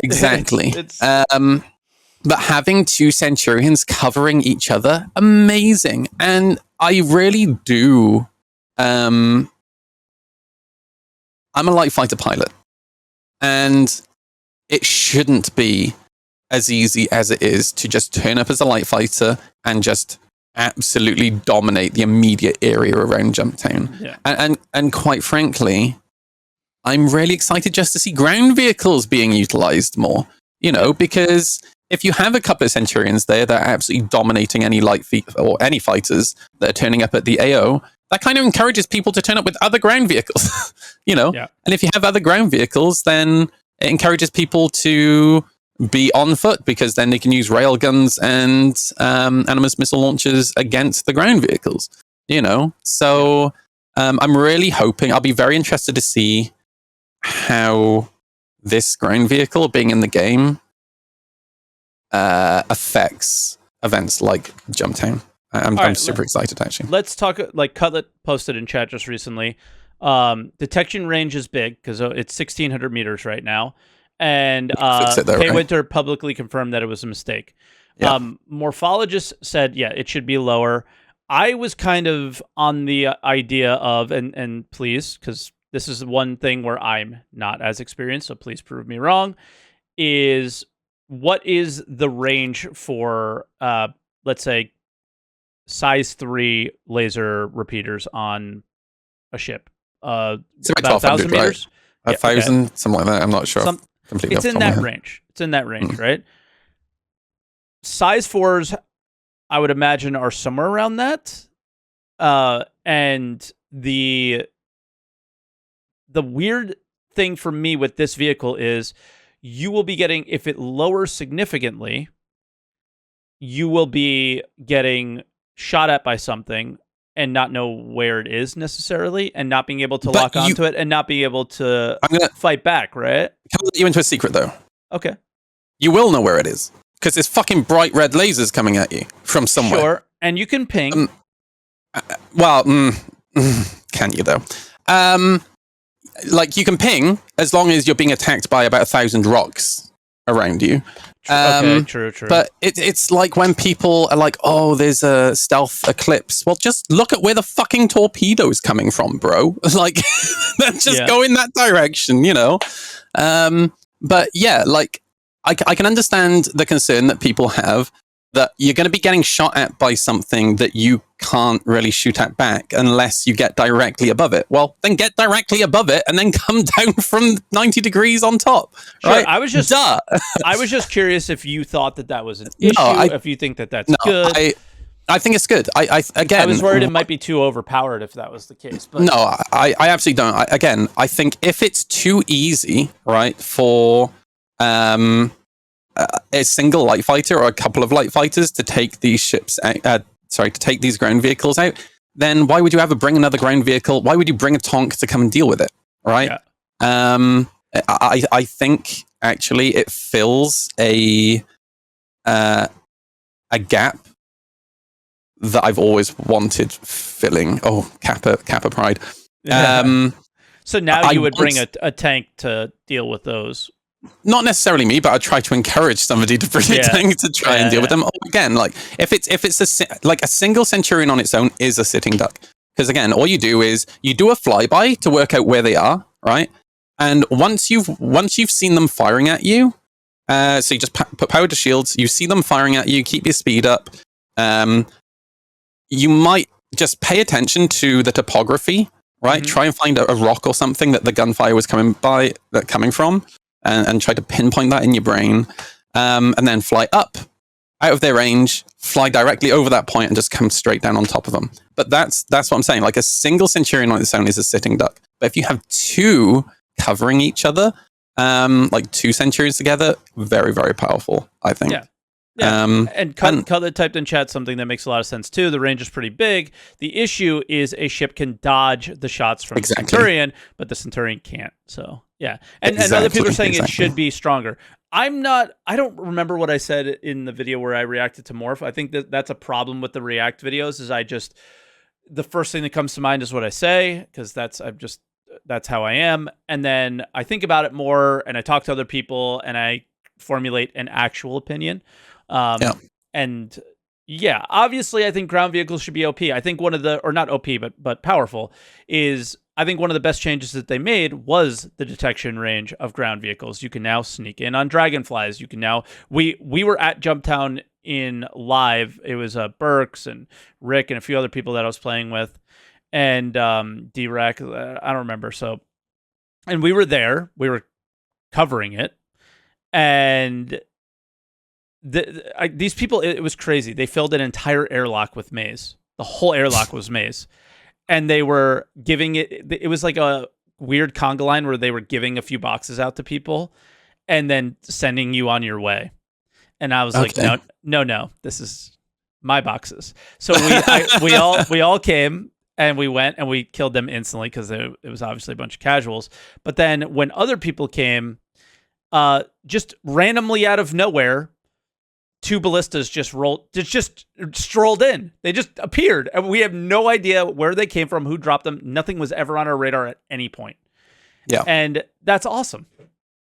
So, like, I'm obviously not against the ground vehicles being good. I'm definitely not against the ground vehicles having a low signature. I was just wondering, with like 4 weapons, would it really be overpowered in the ground vehicle's favor? But clearly not. Okay. You should do React videos with other people.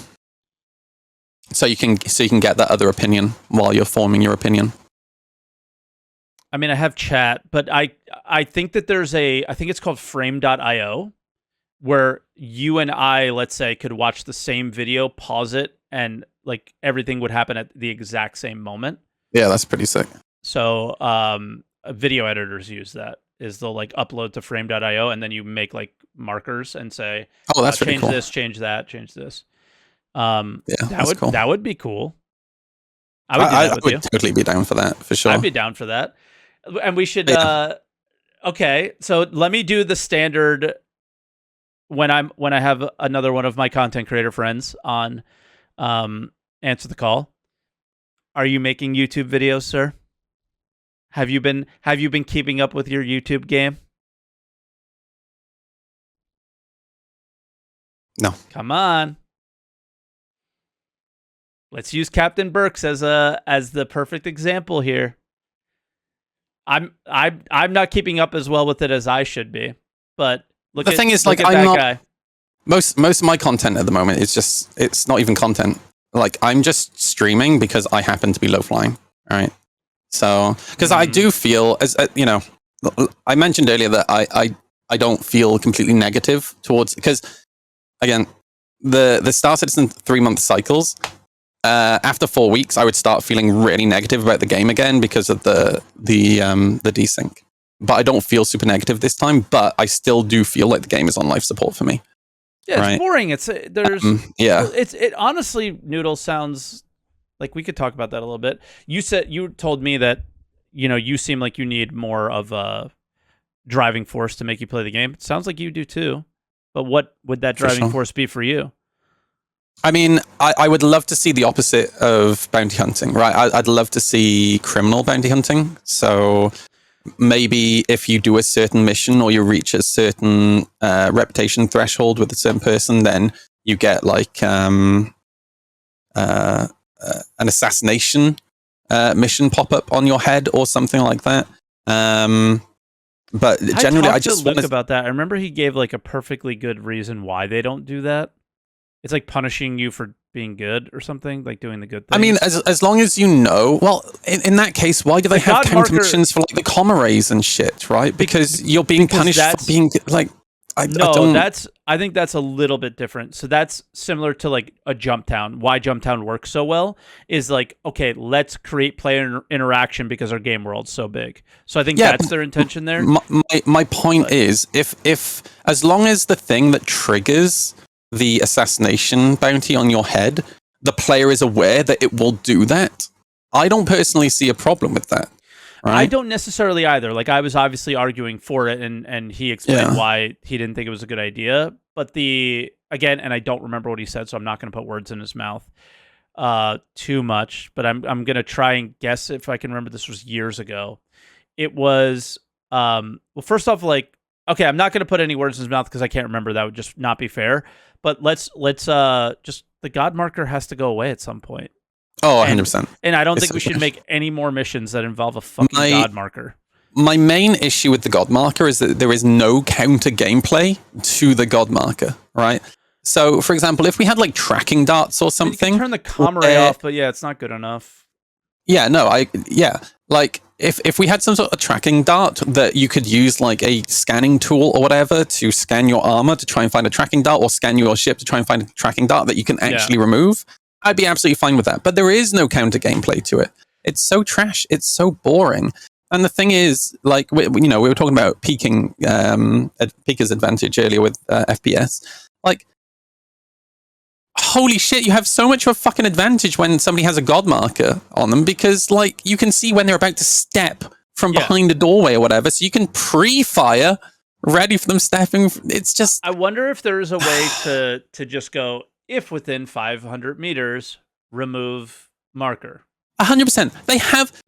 They have object containers, right? Yeah. So essentially, they could set up a rule where if you're outside of the object container, it gives you the marker for the object container that the person's in. Yeah. Maybe like the game is capable, I'm sure, of knowing what they're wearing and what colors that those armors are, because the armors have names and the color is in the name.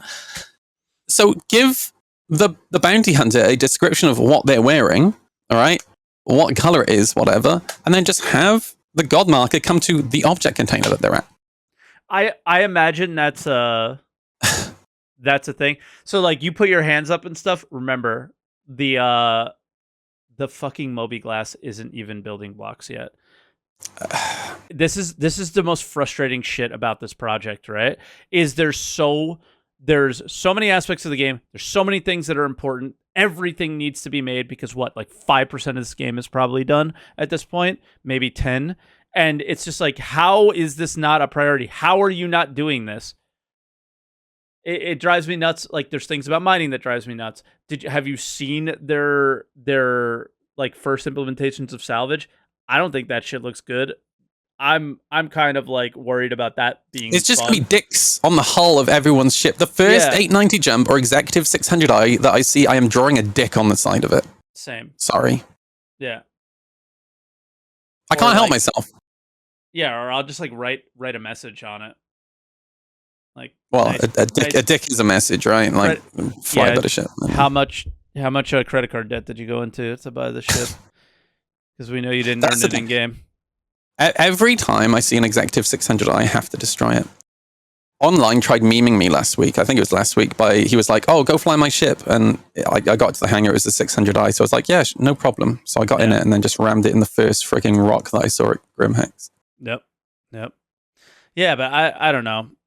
Like, going back to the ground vehicle, I'm super excited for this jump town in the live patch when there's actually a purpose for it. I was pretty pissed off when they were like, "Yeah, we're doing jump town in the shitty one right before a wipe." I was like, "What is the purpose to this?" And here's the thing: like spin it. Oh, you could practice, and I'm like, "Okay, guys, like, chill." I'll be honest with you. I was fine with that because the wipe had to come.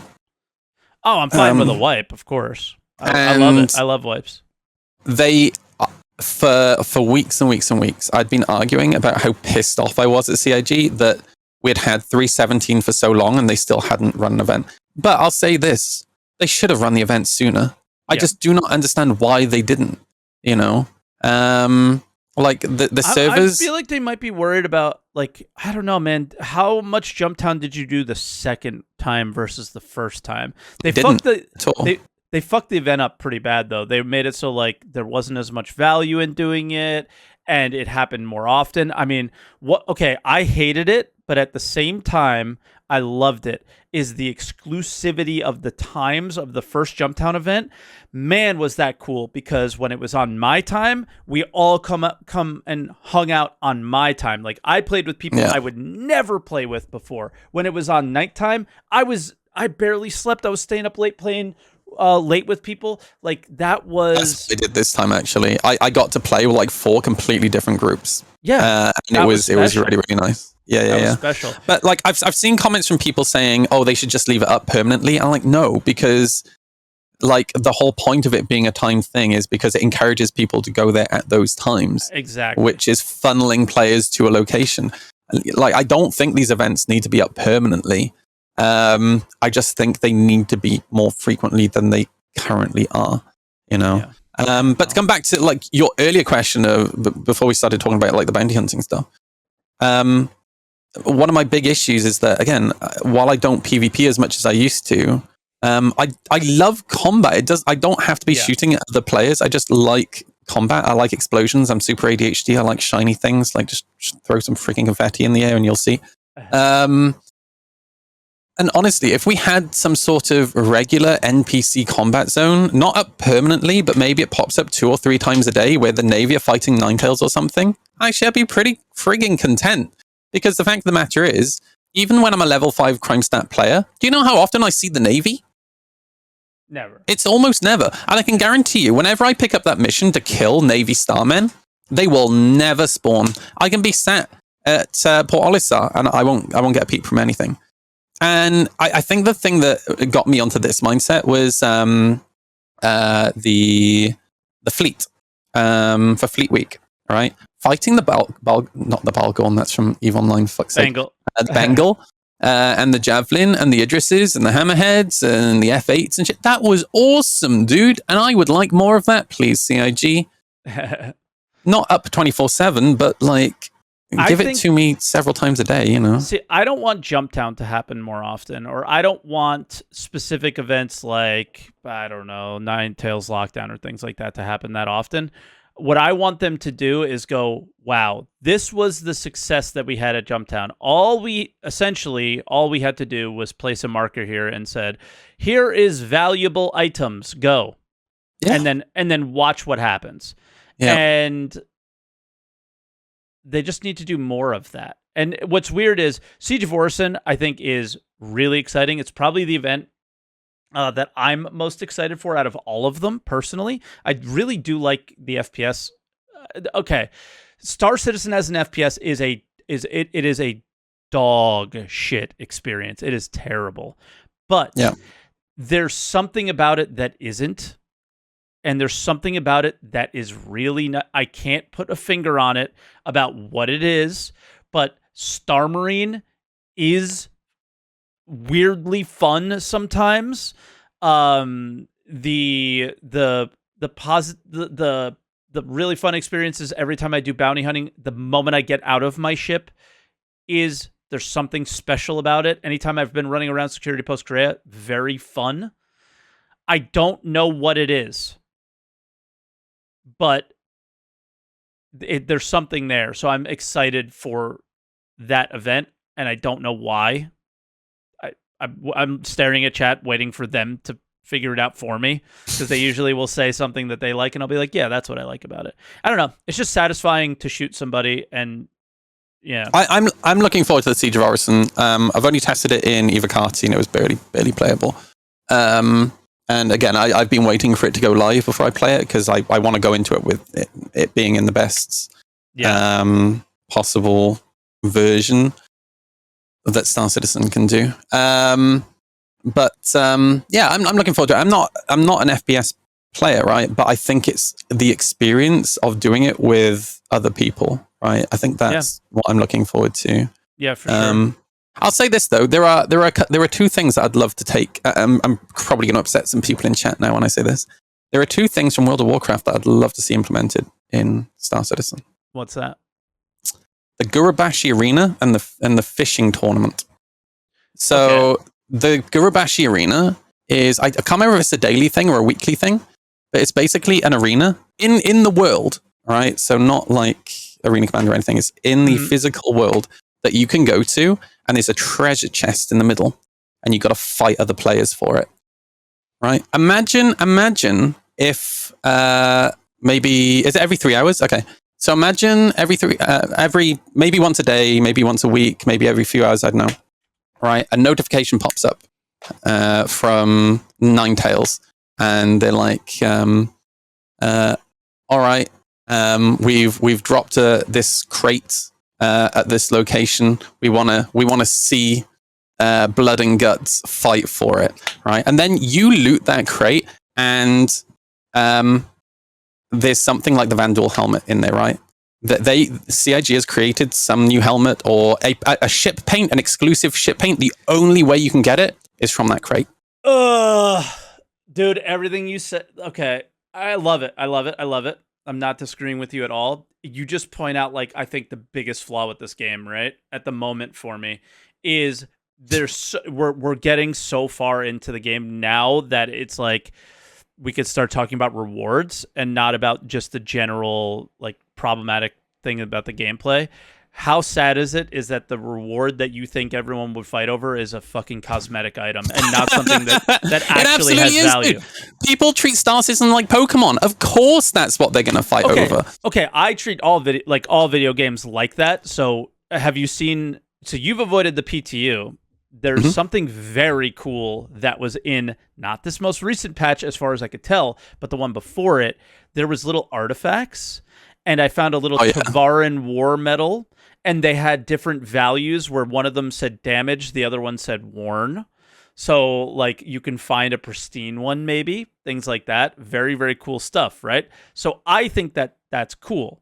The issue is, for me, is that with everything being cosmetic, I feel like eventually that kind of excitement wears out for going for things.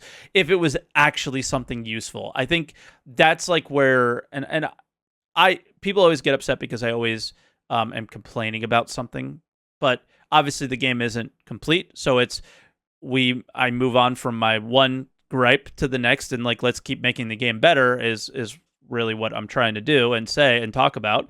So I talked about inventory. We need to be able to loot players. We need to be able to do these things because that's what would make the game fun.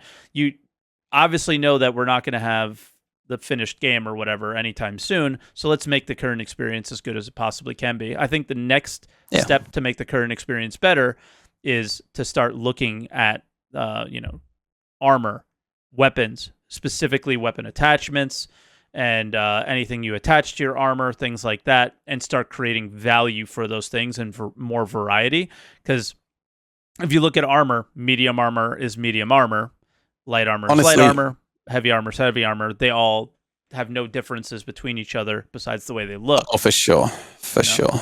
Yeah. That's like, for me, my next real thing I want to see them do. When you say value, you mean like game value, right? As in like they have different functions and stuff like that, right? Usefulness, right? Like obviously you're not. We don't have any skills, but the ability to go, yes, I do have this gun or I do have this armor, and it is exactly. Well, not things best like in slot, shields. That's a weird MMO thing that we shouldn't have, but I think you know what I mean. Like having something like a ballistic shield would be amazing, right? For jump time, right? But it should be this big heavy thing that you have to give up, a weapon slot for weapons slots, or so you only have the shield and the pistol or whatever. Would actually be pretty sick. Are you ready for something? We're getting a wipe of our inventory before the next round of Jump Town. The first wipe since they took certain weapons that are very useful at Jump Town out of the shop. I know, dude. So I dropped 5 million UEC worth of friggin' P6s and FS9s and Animus missile launchers and railguns there. Exactly, and this is the first time that that element of the game now exists. Yes. Where do you go? The best places to find those weapons? Security Post Korea. I really am interested in the beginning of the wipe and Security Post Korea. That shit is going to pop the fuck off. And I plan on being inside that building as much as possible. Yeah, I just realized that's a really good point that I hadn't even considered, and I'm already starting to think now about the team of people that I'm going to work with to start looting Korea. Talk to me. I'm in, because when it comes to JT, I really, really, really want to. I don't want to be the leader of a group as much.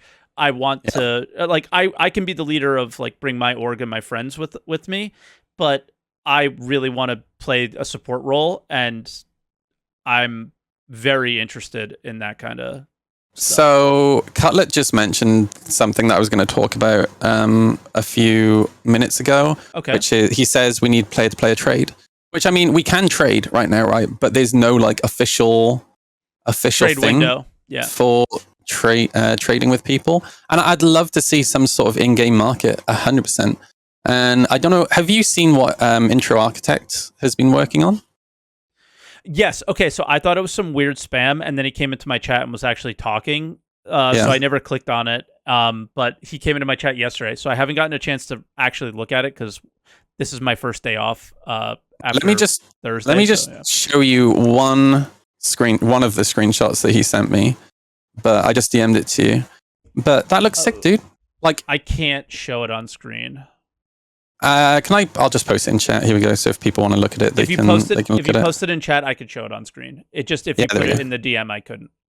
That looks sick. And I'm surprised it's taken until now for somebody to make a player market website, Yeah. And I'm really excited for this to go live. It's just a convenient way to find the thing that you want from other people, right? And again, it encourages player interaction, because guess what? You'll actually have to meet up with the person to go get the thing and hope that they actually give it to you. True. But to have that in game would be absolutely friggin' awesome, So yeah, that's definitely something that I want to see.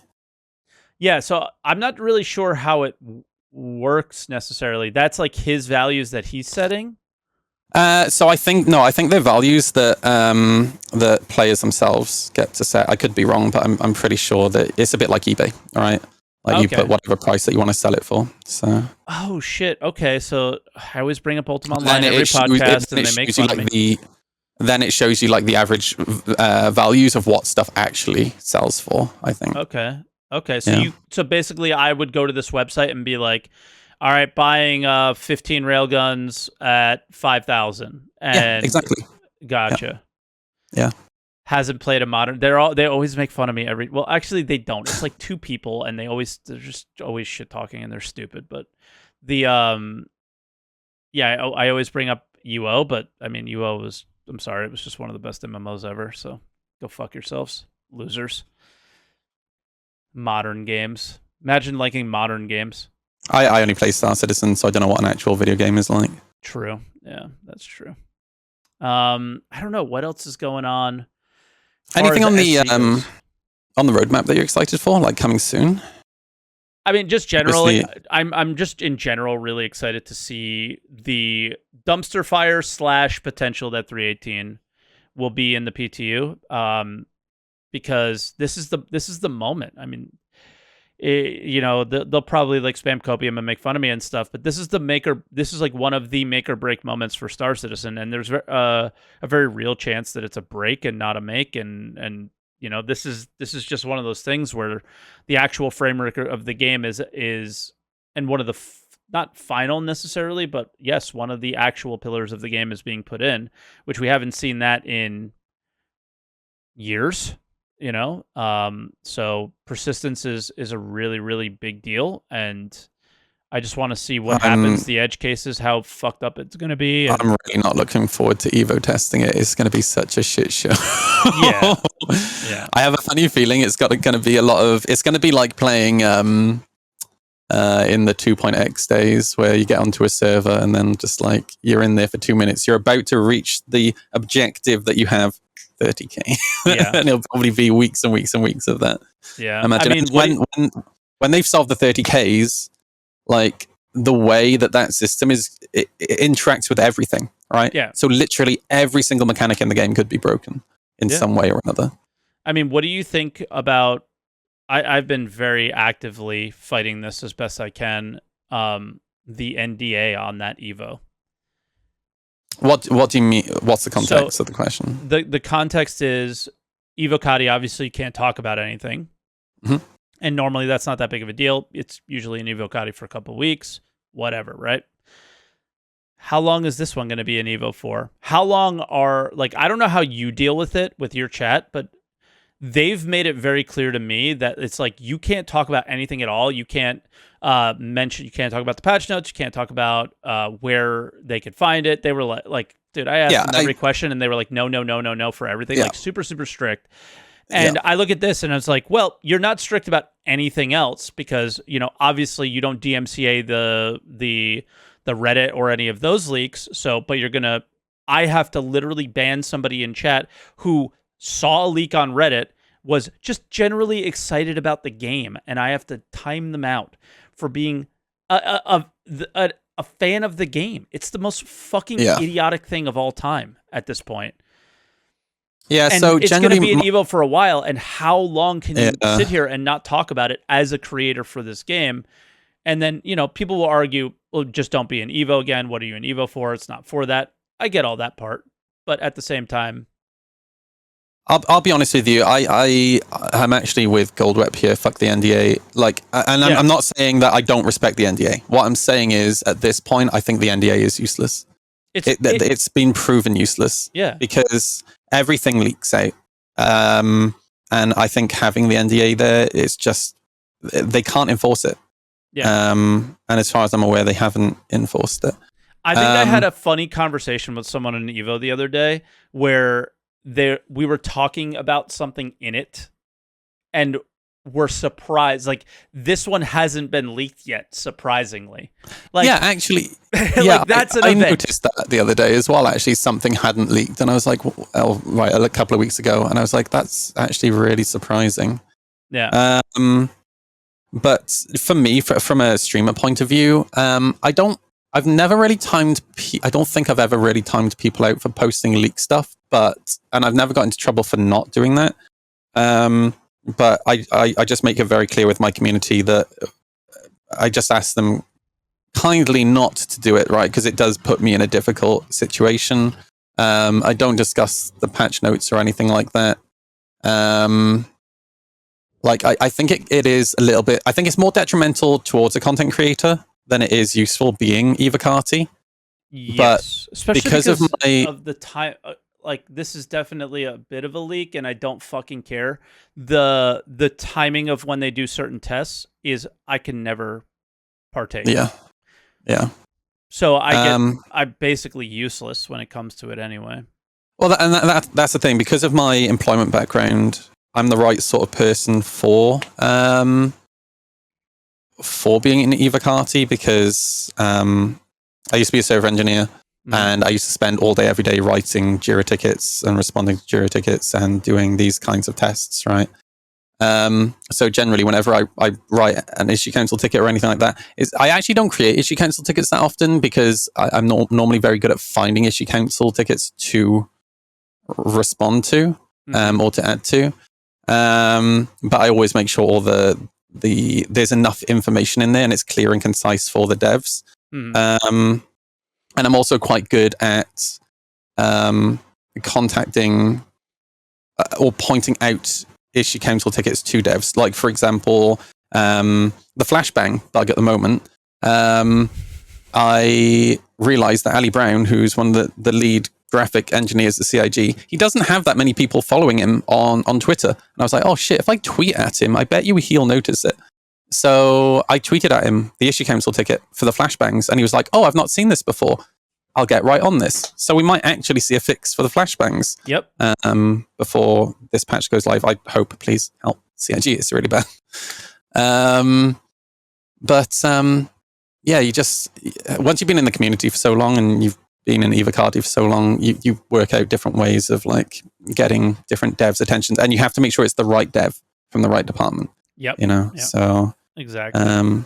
But yeah, to go back to your original question, I've not really found it that detrimental personally.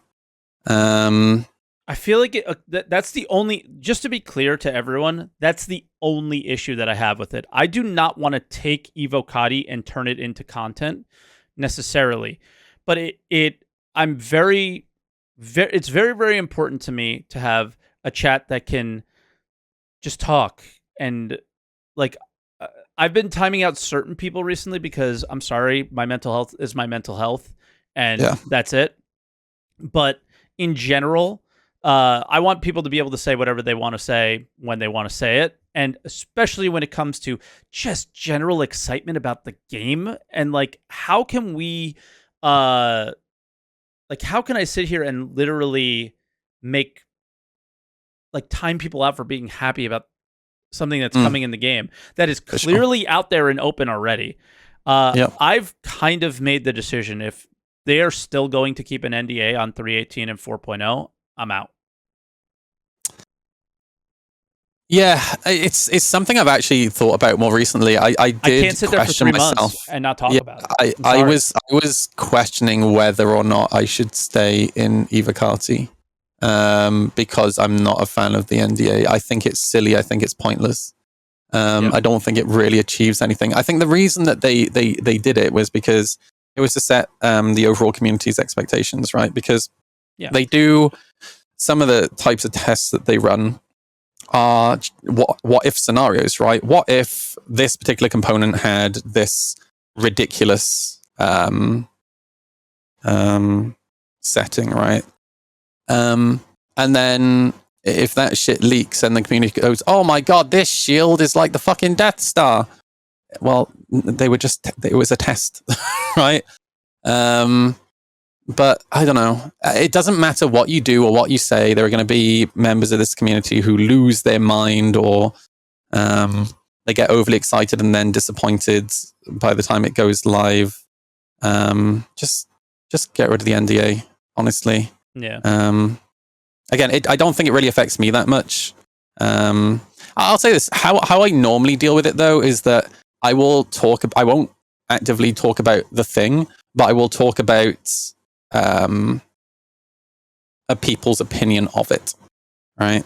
I don't think you could do that. Like, but I've never got in trouble for it, so I'll just like whatever. And then if I get in trouble for it, then it is what it is, you know. But I'm definitely over the, because I was saying this earlier, like before you came on, that like I took a supervisor job at my current job now because it benefited me as far as my schedule for streaming and stuff a lot better.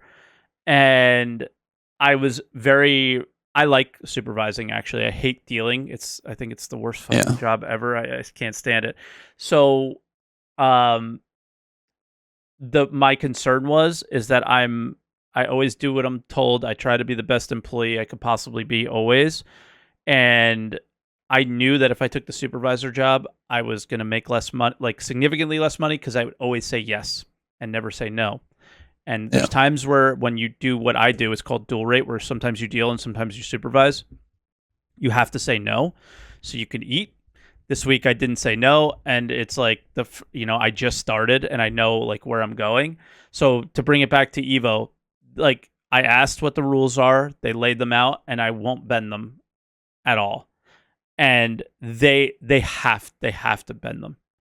They have to. I can't do it anymore. It's so ridiculous at this point. Yeah. I will not talk about the patch. I think you should be able to talk about the patch notes, to be perfectly fucking honest. That's insane. I agree. But I won't. But I'm no longer timing out anybody in the chat. I will no longer do that. You cannot ask me to do that. I'm sorry.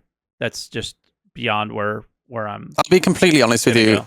I think if CIG started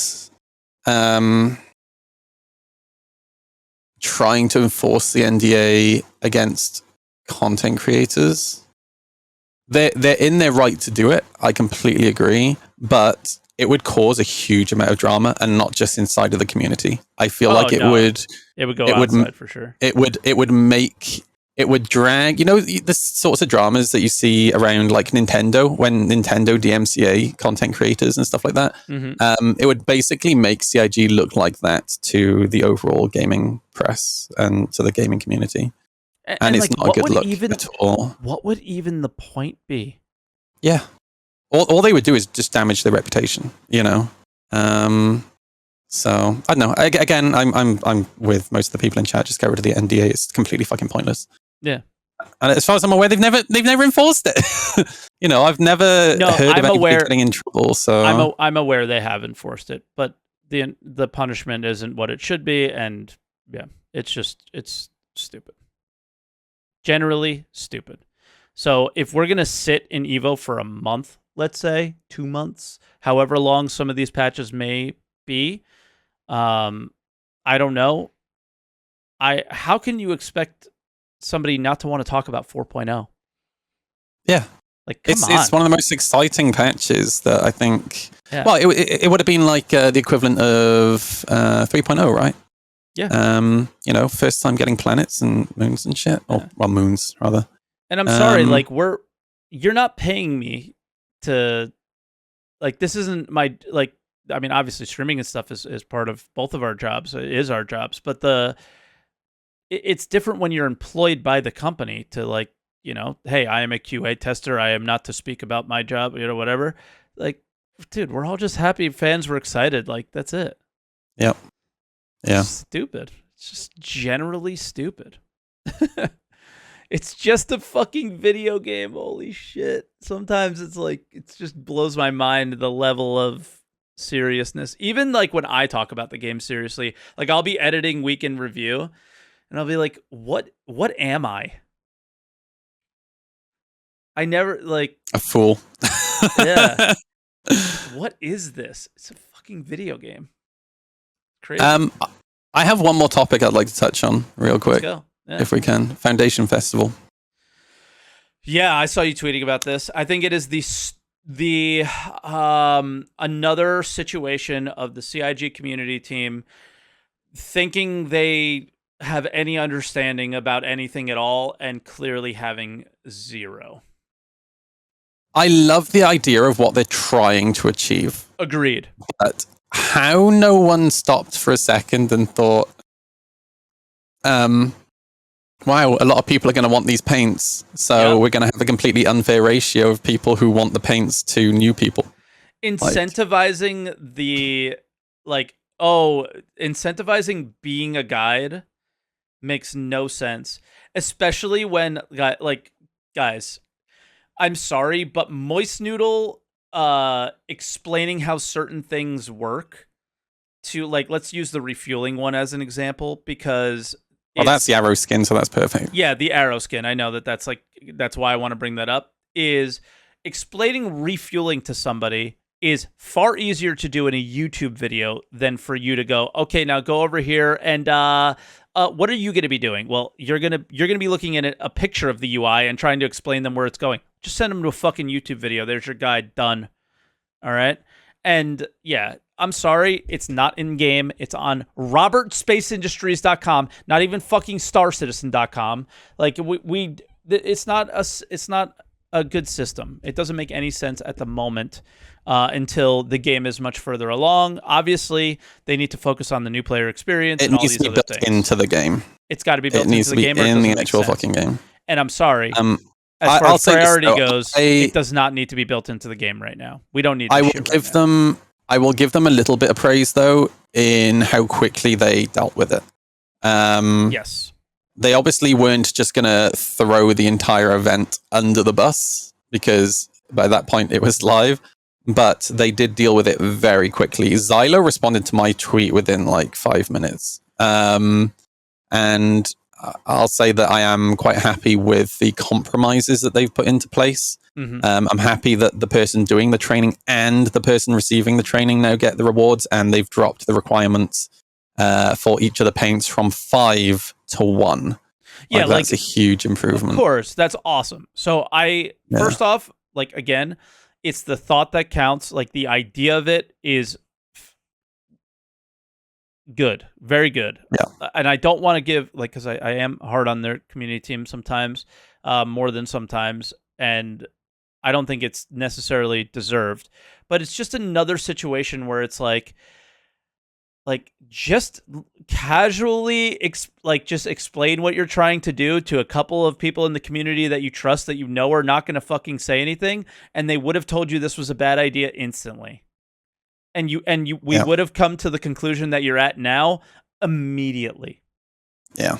Why they don't, like, you don't play the game enough, or you don't play the game at all. So don't pretend like you have an understanding of what it's going to be like to experience the things that you're implementing in the game, because you don't. Lots of us do, and we'll be able to give you the feedback that you need. You just got to talk to the people that you trust, and that's it. And that's it.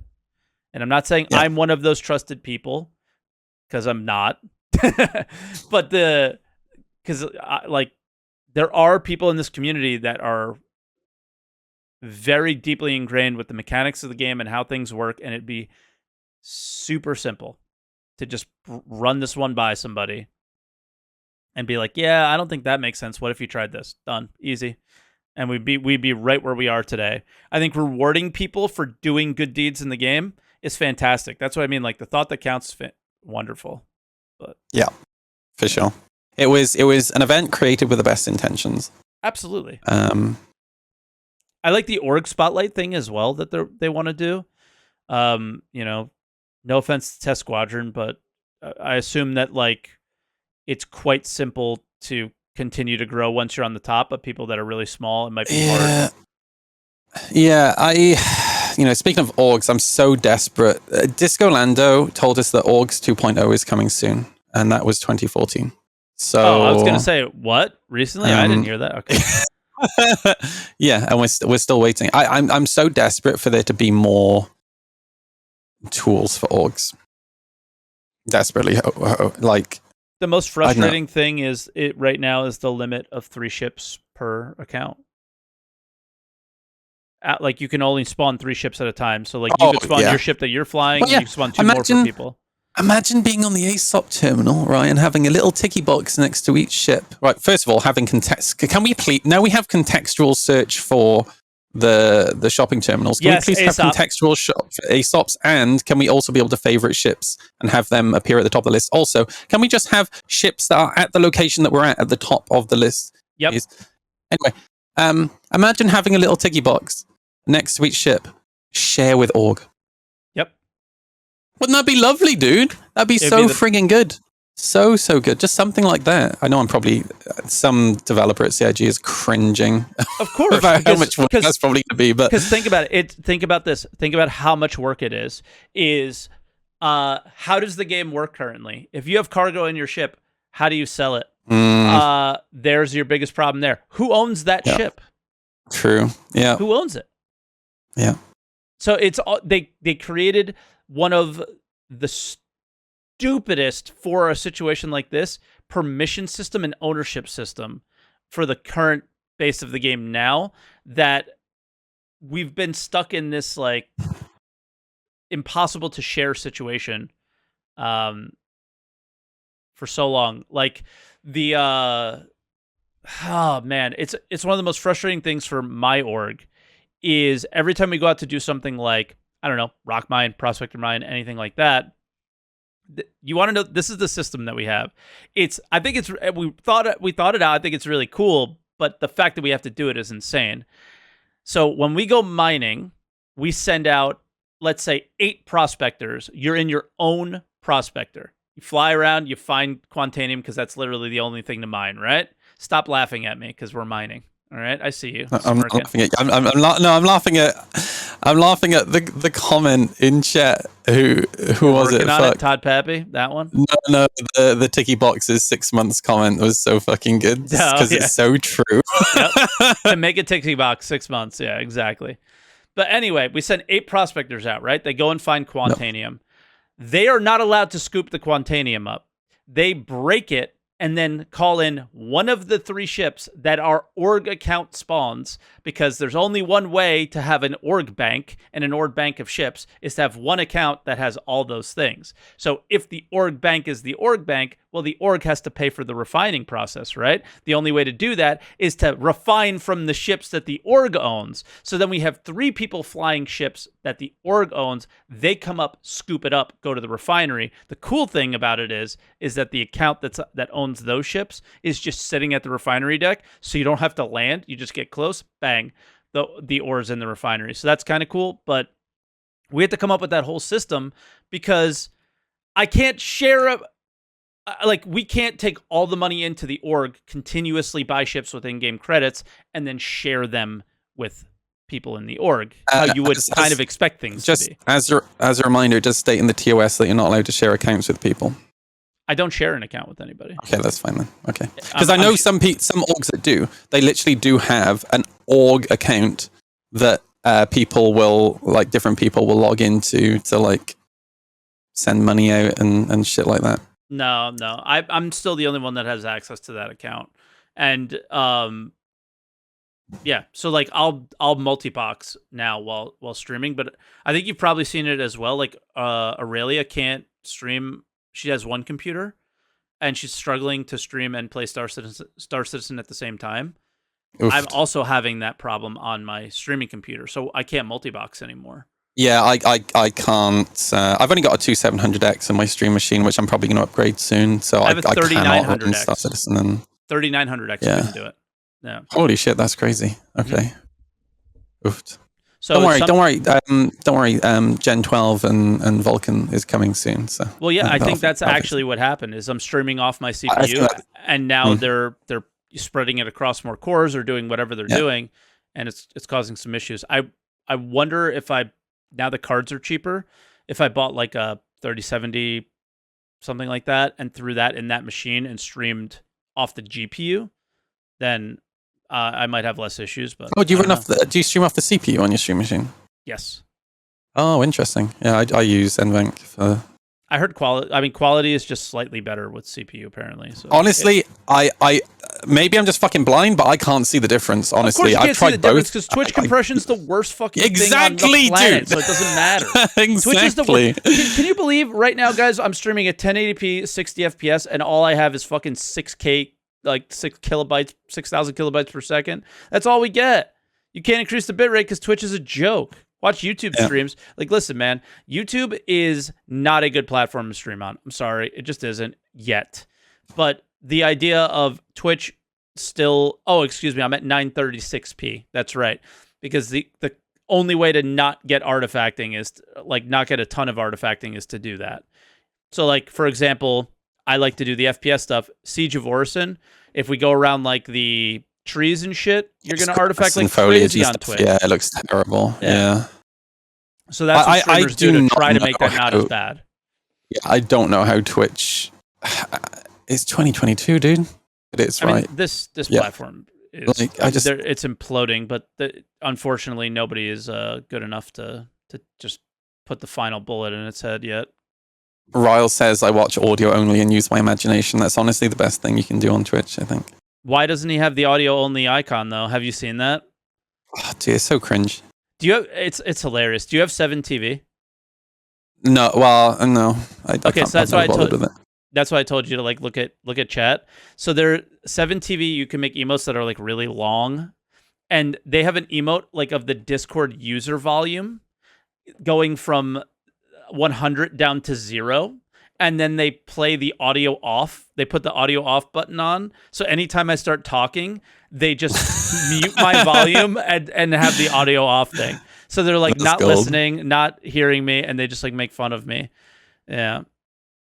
Yep. Nice. And then they also have 2 emotes where one is called Game Time, which is showing a view count going from like 13,000 viewers to 13. And then they have one that's called React Time that goes from 13 viewers to 13,000. Dude, I never even pay attention to my view count ever. I turned my view count off like 4 years ago, and I've never looked at it since. Like occasionally, I'll look at my stats maybe once a year, twice a year, but that's about it. I get an email after every stream, so I see what like my max viewers and my average was. But what during certain streams, like certain games, I'll keep it on, but in general, I keep it off. It doesn't matter. When you're streaming, the only people that matter there is who's talking to you, right? I saw a great YouTube short yesterday. I don't even know who the streamer was, but it was a guy like talking to another streamer. And he was like, dude, how do you cope with like your streams are so weird? You go from like 90,000 people some days to like 13 other days. And you're just like, oh, I didn't realize you could turn on the viewer count. That's exactly what I'm like. Just like I try, because if I have it turned on, I just stress about it. And the thing is, like, if it goes high, then I get really nervous. And then if it goes really low, it's like really discouraging. So it's just leave it off. I don't get nervous when it goes high. I literally get high. It's a high for sure. When there's tons of people there, it feels good. It's like I get super nervous. Like anything over like 200, and I start getting really nervous if I know about it. So you want to know what's funny though, and I'm sure you feel the same way in real life. Like when you have to make a supervisor decision, you come to the table and there's like 8 or 9 people there, and they're all staring at you. I shit my pants. But there could be 15,000 people here, and I would be like, let's go. This is awesome. Well, the thing is, I don't view chat as people. I view chat as meat, right? Like, I don't know, what? like meat. Meat. I'm just joking. Like, it's not. I view chat as like an entity. I don't know how to describe it. It's. I mean, in a lot of ways, that it's people, their chat name, so they don't feel like people in a lot of cases. Yeah, but once you start like going to conventions more and stuff like that, whenever we're able to, you meet them in person. They are people, right? So you start that's replacing the name with the way they look and how they sound. The first time I went to SitCon, which was Austin 2018, like I was only averaging 20, 30 people. And the amount of people who came up to me and they were like, dude, I love your stream. That was the weirdest shit to me. Like I couldn't. Yeah, Germany was the craziest for me. I never thought for a second that shit would happen. You know, I just assumed nobody would know who I was and whatever. In the US, somebody thought I was Bad News Baron. So they didn't know who I was. But when I was in Germany, it was like I'd look across the way at it's not the convention, but like at the demo that they did that year in 2016, and I see somebody staring at me, and I'm just like, hello, you could come over and talk to me. Don't be fucking weird. So I would just go up to them and talk to them, and I'd be like, what's up? And they'd be like, you're a twerk? And like, yeah. Like, oh, I love your stuff. And I'd be like, you could just like come over, I'm like a normal person. You could just come over to me and talk to me, right? Yeah. Weird. It was actually, speaking of Baron, like he was one of the people that came up to me at that SitCon as well. Oh yeah. And I remember my reaction at the time, because like back then he was still, I'm sure back at that point he was still streaming Star Citizen a lot. And my reaction was, oh, you're Bad News Baron. And then he gave me one of his patches, which I still have in the bag next to me. But yeah, I don't know what like the next SitCon is going to be like. I'm like in person. LA. I don't want to fly. I really don't want to get in a plane, so I probably won't go. I'll definitely be going, for sure. But like my family's going to visit my brother in Colorado, and I can't get in a plane to go do it. Oof. To go see my family. I'm not going to go to a fucking convention. Do you genuinely not like even big planes? I don't like any planes anymore. That's crazy. The last Citizen Con that I went to was LA, so 4 years ago or 4 Citizen Cons ago, and I had I thought we were going down. So it was one of those, and I now have anxiety for it. I used to obviously have anxiety, and I'm not. Please don't take this the wrong way. Because I was ignorant, right? I thought anybody who said they had anxiety was just a pussy, right? Because I understand. Yeah, unless you suffer with it, it's very hard to understand. Like exactly, right? And I came from a sports background, like pick yourself up, like, oh, are you hurt or are you injured, right? So you can be in as much pain as you want, but if you can't go out and do it, you have to go play, kind of mentality, like that jock bullshit. And after that, I can't fly I've flown many times since then. And more recently, I totally legally got some Xanax, and it doesn't help. So like drugs don't help the mental part of it. It's the like, so my heart wasn't racing out of my chest, but I still had all the same thoughts, and it's literally PTSD. I think I had all the same thoughts and all the same mind racing feelings, and every sound and every change in altitude absolutely fucked with me. What I've noticed really helps is I was in an aisle seat when it happened, having a window seat and looking outside and seeing that you're fairly level, you're not falling to the ground, helped significantly. But it's still, I guess it's been a while since I've flown, so the thought of it is severely freaking me out. When I went to SitCon in Austin, I think I went via Dallas. I can't quite remember. But I think it was Dallas. And when we were landing in Dallas, I've always been fine with planes. Yeah. But as we're on the final approach, we got hit by really bad wind shear, and that was the most scared that I've ever been on a plane, because the plane just plummeted. Yeah. And my heart jumped straight into my throat. Yep. And I gripped onto the fucking the arms of the seat, and it was absolutely terrifying. But like my entire life, I've been flying flight sims. My first flight sim was Flight Simulator 3. Right. Oh wow. So so a long time. And playing like flight sims, I always fly the Airbus A320. And I have a few friends who are pilots. In fact, Air Purdue, who is a Twitch partner, I met him through Tommy Gunmetal because they're IRL friends, and he's a Virgin pilot, and he flies the A320, and he was one of the people that taught me like more of the detailed tricks about flying the A320. And in that moment, my brain just went to, the pilots are incredibly well trained. The aircraft are absolutely phenomenal. It'll be fine. And like I was quite quick to relax, but man, it was definitely. Like there's a member of my community that used to be a pilot for Athad until, I think that's how you say it, Athad or whatever, from Dubai. And he, I would get on a Discord call with him while I was in all these flights since I've gone. I think he's messaged. I've been in at least a messaging back and forth, and he would use his like pilot credentials or whatever. Like he could see where all the planes were or whatever, and was like, "All right, this is what's going to happen," and like, you know, you're going to be fine, whatever.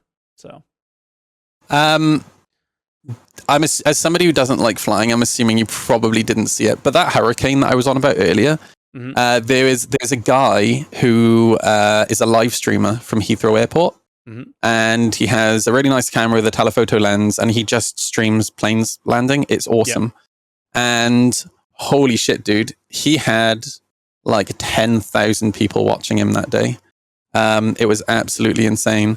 And I tell you what, like watching A380s and 747s landing in that type of weather really makes you respect the pilots. It's absolutely insane. And you'll notice as well, like pilots of different companies are all, some are braver than others. It's not about bravery. I think it's like the individual company policies, but British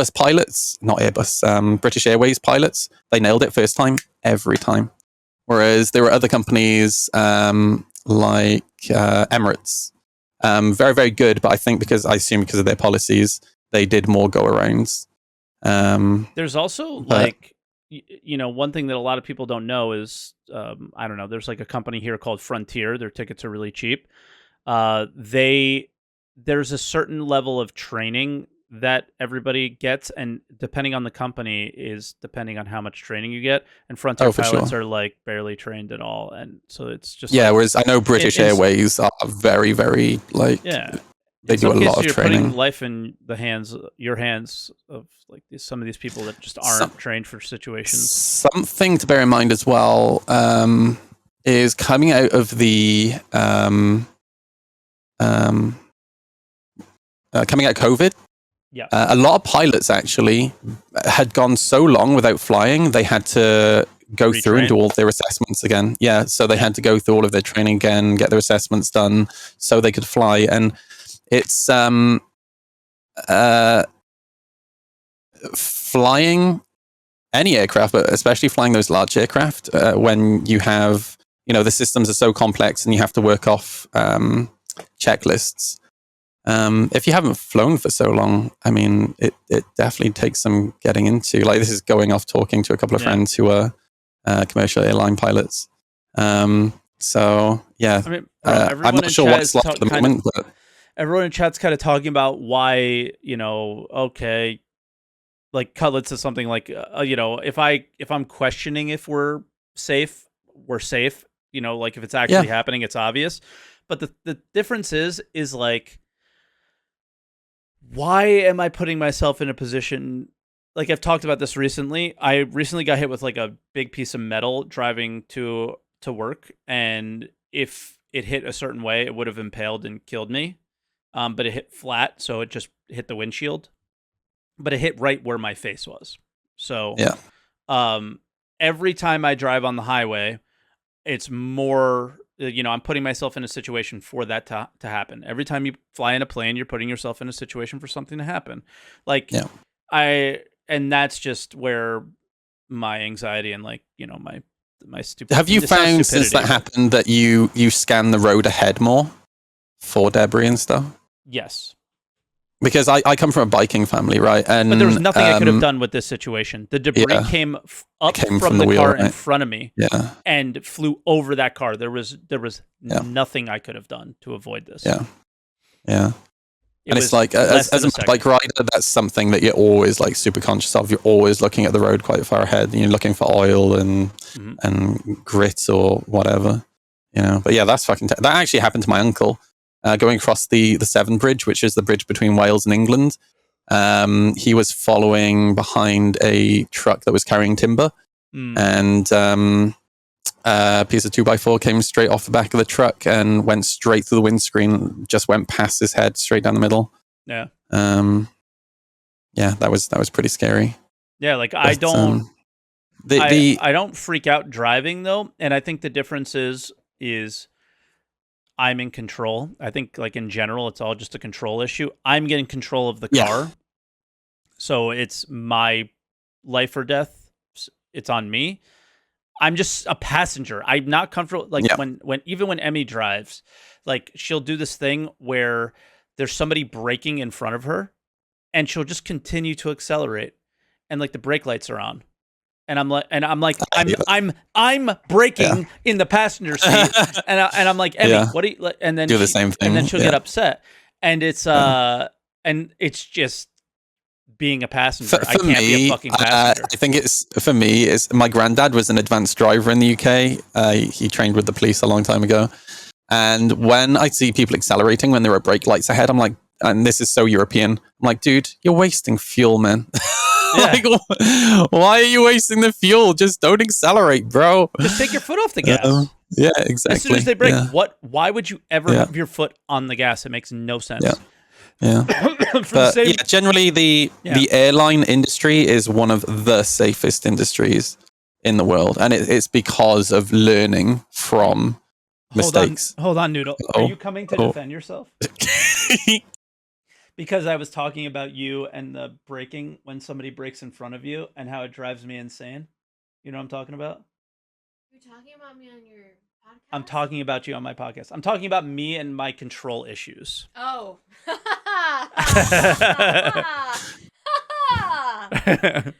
Interesting. Yes. But I mentioned that scenario being like one that drives me insane. And you know what's the really bad thing? I never, ever had an issue driving with my mom. After he started doing that, I like picked up on it, and now every time that I drive with my mom, I'm like, no brake, do this, do that. And that comes from your parents. So literally, oh my God! Now we're throwing it all on the table now, guys. If you made it this far on the podcast, you're getting a fucking treat, I guess. Holy shit! Does. Like, have you heard your parents drive together? No, my brother will not drive with my mom. It's the same exact thing. Yeah, my brother refuses to drive the car with my mom because of that. Oh And my I am God, very much my his mother. background is so cool. Do you have reptiles? No, they're spiders. Okay, that's scary. She said, could you hear her? They're not scary. They're adorable. They're so cute. But He said They're very fluffy. I'm sure. Yeah.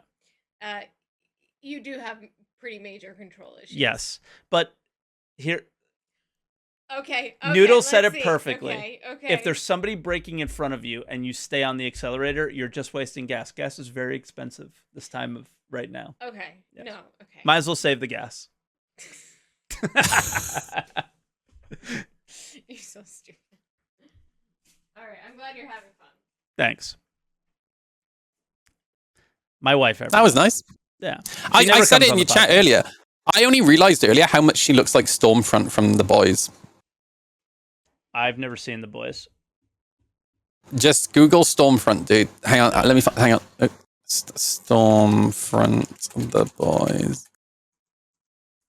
She really reminds me of Stormfront. It's hard because you're with them every day. Yeah, so you don't see it, but I absolutely don't see do. It, yeah. Same haircut, though, for sure. Same haircut. She's close. Yeah, I think so, Sluggy, right? For sure. Anyway. They always say Gal Gadot, too, and I'm like, I don't see that one either. A little bit. Yeah, I can see that. Yeah. Yeah. See, somebody just said it in chat, Gal Gadot. I don't see it, but she's just Emmy to me. Look, I wasn't going to bring up the fact that Stormfront is a Nazi, Sharp, but... Yeah, I've never seen the show. Anyway, I think we covered everything. For sure. Yeah, I think I remember we said we were going to do this for an hour. It's been 2.5, like it always is. But I like talking to my friends. So, I mean, this really was just a catch up because it has been forever. So yeah. But seriously, with Jumptown coming up, I want to gather some railguns. I want to there's nothing more that I want to do with this round of Jumptown than to actually have it be proper combined arms. So for sure. That's one thing. I hope they do the timing on it. Like, I was one of the people who specifically complained about the timing of the first playthrough. At the time, I didn't realize how good it was to be as exclusive as it has been. I can't talk. And yeah, I really want to try to do that as much as possible with all the new ground vehicles, or this new ground vehicle and how valuable they are now. I really want to see that. Somebody asked in chat if I had any good low fly tips. Yeah. So because of the way that LODs work in Star Citizen, so LOD is level of detail. So essentially, the further away you are from an object, it shows you a lower quality object. So sometimes it's hard to judge how far from the ground you are, because certain rocks will disappear and you'll lose a lot of the detail in the ground. But as a general rule of thumb, get slower and lower, right? Because a lot of that detail disappears the further away you are, you actually lose the sense of speed because it's the items going past you and the detail in the ground going past you that gives you the sense of speed. So actually, when we are low flying as a group, the group leader will actually speed limit to 220 meters per second, which sounds incredibly slow. Yes. But it's for a couple of reasons. Well, actually, the main reason is just so the rest of the group, no matter what ship they're flying, they can keep up. But when you are practically rubbing the belly of your ship or the nose of your ship on the ground, and you're seeing every individual crack and every tiny little rock on the ground whizzing past you, it suddenly doesn't feel that slow anymore, especially when at 220 to 230 meters per second, you're flying around each individual rock as well, because those rocks at 220 to 230 meters per second, they're approaching you a lot quicker than you realize. So lower and slower is the key. When you're going slower, I prefer flying decoupled because it smooths a lot of the movement out and you are less bouncy. But that also means you have to be constantly keeping yourself strafed up, right? So here's the thing, right? A question I get a lot from people is why, one, do a lot of low flyers fly nose down, and two, why do you guys roll so much? Yeah, can I ask that question sort of too? That is the one thing I can't stand when I see Terrato's videos. It just looks so weird. There's a technical reason for it. Yeah. There is a technical reason for it. So the reason being, the two most powerful thruster axes on your ships, your most powerful thruster is your main engine. Mm-hmm. The second most powerful is your up thrust, all right? So what you're actually doing when you're nose down is you're using your main engine to hug the ground as close as you can, but then you're using your up thrust to stop yourself plowing into the ground, right? So it's a balance. What you're actually balancing is your forward thrust pushing you down and your up thrust pushing you back up. And then what that allows you to do is it allows you to just hug the ground really closely. When you get too high, you just apply more forward thrust to get close to the ground again. And if you watch me flying, you watch like Zelrin flying, you watch Forest flying, Chronogenics, you'll notice that we literally we'll just bounce up over rock straight back down, and we just hug the ground so close, and that's what we're doing. It's just to keep close to the ground. And then because unfortunately trying to strafe back down isn't enough to hug the ground. If you try to just strafe down, you'll find that you're flying through the air way too much. You just can't hug it enough. And then in terms of going inverted, a lot of the time when you see me going over a hill, I always go inverted at the top of the hill because I'm doing the same thing. What I'm actually doing is I'm using my up thrust to push me back down the other side of the hill. And then once I reach the bottom of the hill, I rotate around the right way again, and then I'm hugging the ground really closely again. Somebody in chat said, do you need sticks and pedals to low fly? No. Okay. So if you watch me low fly, in fact, let me just try to find you a timestamp for my last VOD. Okay. We have a few guys in the blue buckets who are only mouse and keyboard players, and they are incredible low flyers. Now, you do need to be a contortionist with your fingers because you'll be using all 5 of your fingers at the same time. Yeah, Gilga. Like, Gilga is absolutely insane. Oh, here we go. So I'll just give you this timestamp here. I'll just pop it in chat so you can take a look. Actually, no, this is probably not. Actually, this is fine. So this is when I was just faffing about with the 890, the 85X. So I was flying like a bit of potato. That thing can't yaw. But the guy that I'm following there, Wolf, is a keyboard and mouse low flyer. And you can just see how close to the ground that he's hugging is pretty crazy. But yeah, he has to bend all of his fingers in weird directions to be able to do it. Yeah, and I can see you're only going 220, but it doesn't feel that way. Yeah. Yeah, normally in the arrow I get lower than this. It's really hard to yaw in the 85X, but you can see how low he is. It's a bit insane. Gilga literally just rubs his nose across the ground. It's insane. Okay, I got an idea. We can obviously start talking a little bit about what do you think about the racetrack? I think it's awesome, dude. Yeah. Yeah, I think it's really, really nice to see something like that in the game. What I'm really looking forward to are actual mechanics for like split time and splitting times and stuff like that. That's the only thing that's keeping me away from it is the like, okay, I got to bring this shit up and record, and I got to do all this thing just for that. I don't know. Yeah.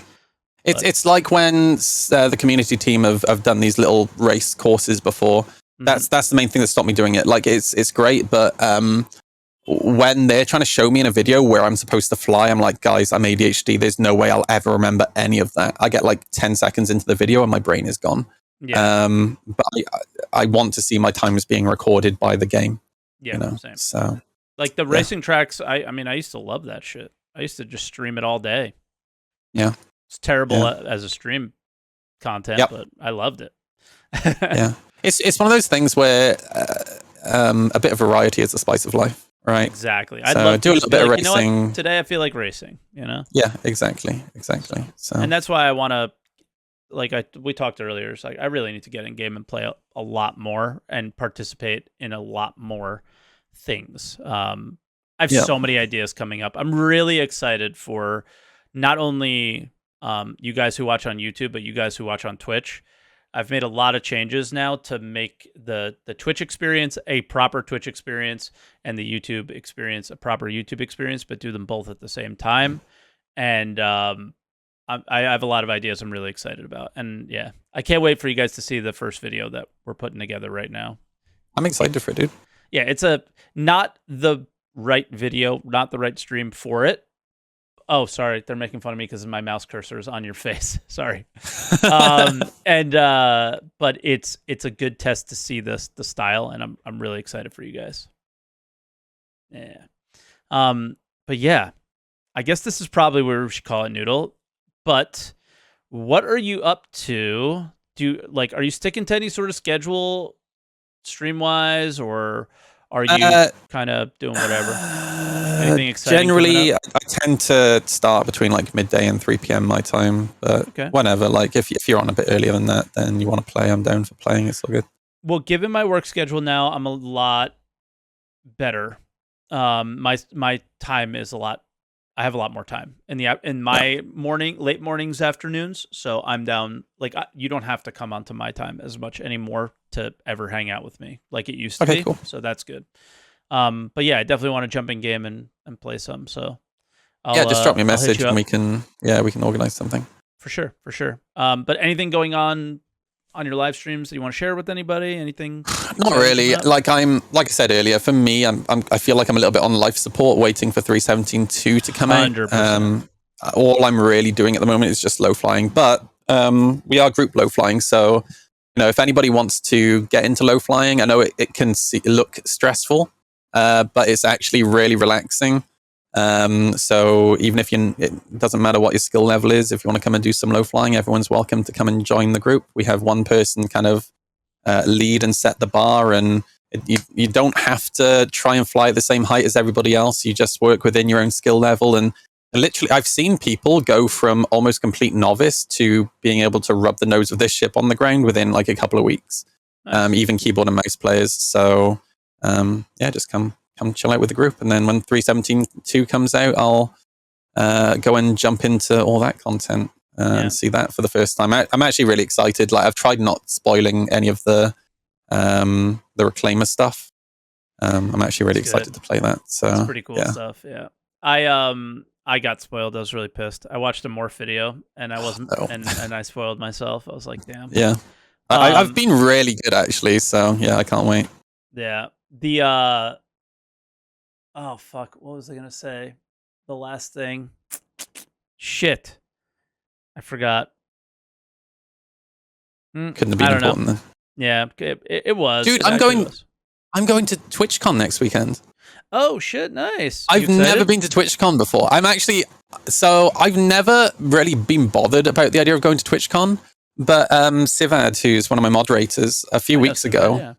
Yeah, Sivad and Galag were in my chat, and they were like, dude, you're coming to TwitchCon. I was like, dude, no, I can't afford to go to TwitchCon. And Sivad was like, bitch, I'll pay for you to come to SitCon. Nice. So I was like, okay. I'm going to SitCon.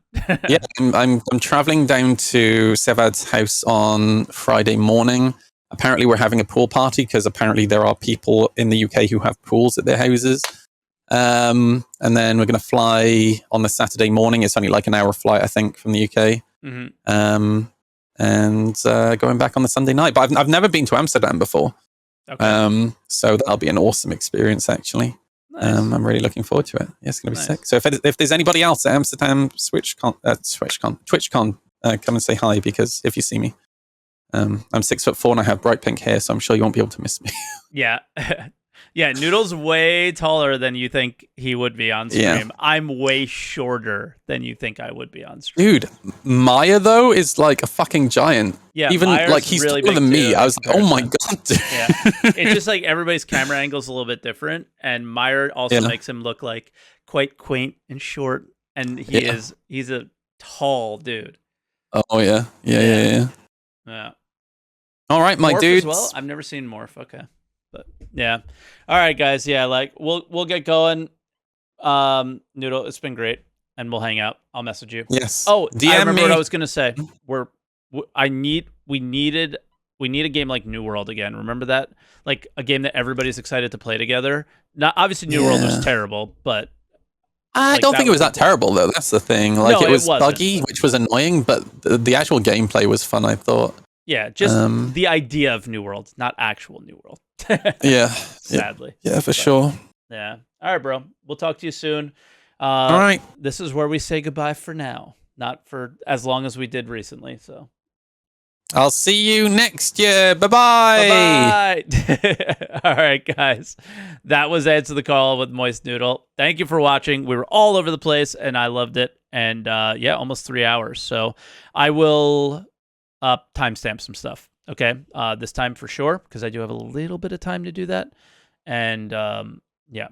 All right. So thanks for watching. I appreciate it. If you obviously came a little bit late into this one, it'll be up on YouTube later. If you are watching on YouTube and you ever want to participate in one of these, normally we would take callers and it would just be like a general topic. But when Star Citizen's kind of in the place that it is now, in these in-between places, especially when there's a wave 1 and not everybody can try out the patch and give their opinions on what they think, I love to bring on my friends and just talk about them, talk about whatever. I think that's fun to kind of open your eyes to the person and not maybe some clip you've seen of them, things like that. So Noodle's definitely one of my closest friends, if not the closest, even though we barely talk because a Twitch stream, 2 YouTube channels, a job, a wife, it's kind of hard to juggle everything, and sometimes your friends get lost in the fold. So yeah, try not to do that, but that's literally the thing I'm the worst at. So I'm trying to improve with it. But thanks for watching, guys, and I'll catch you next time. Bye-bye.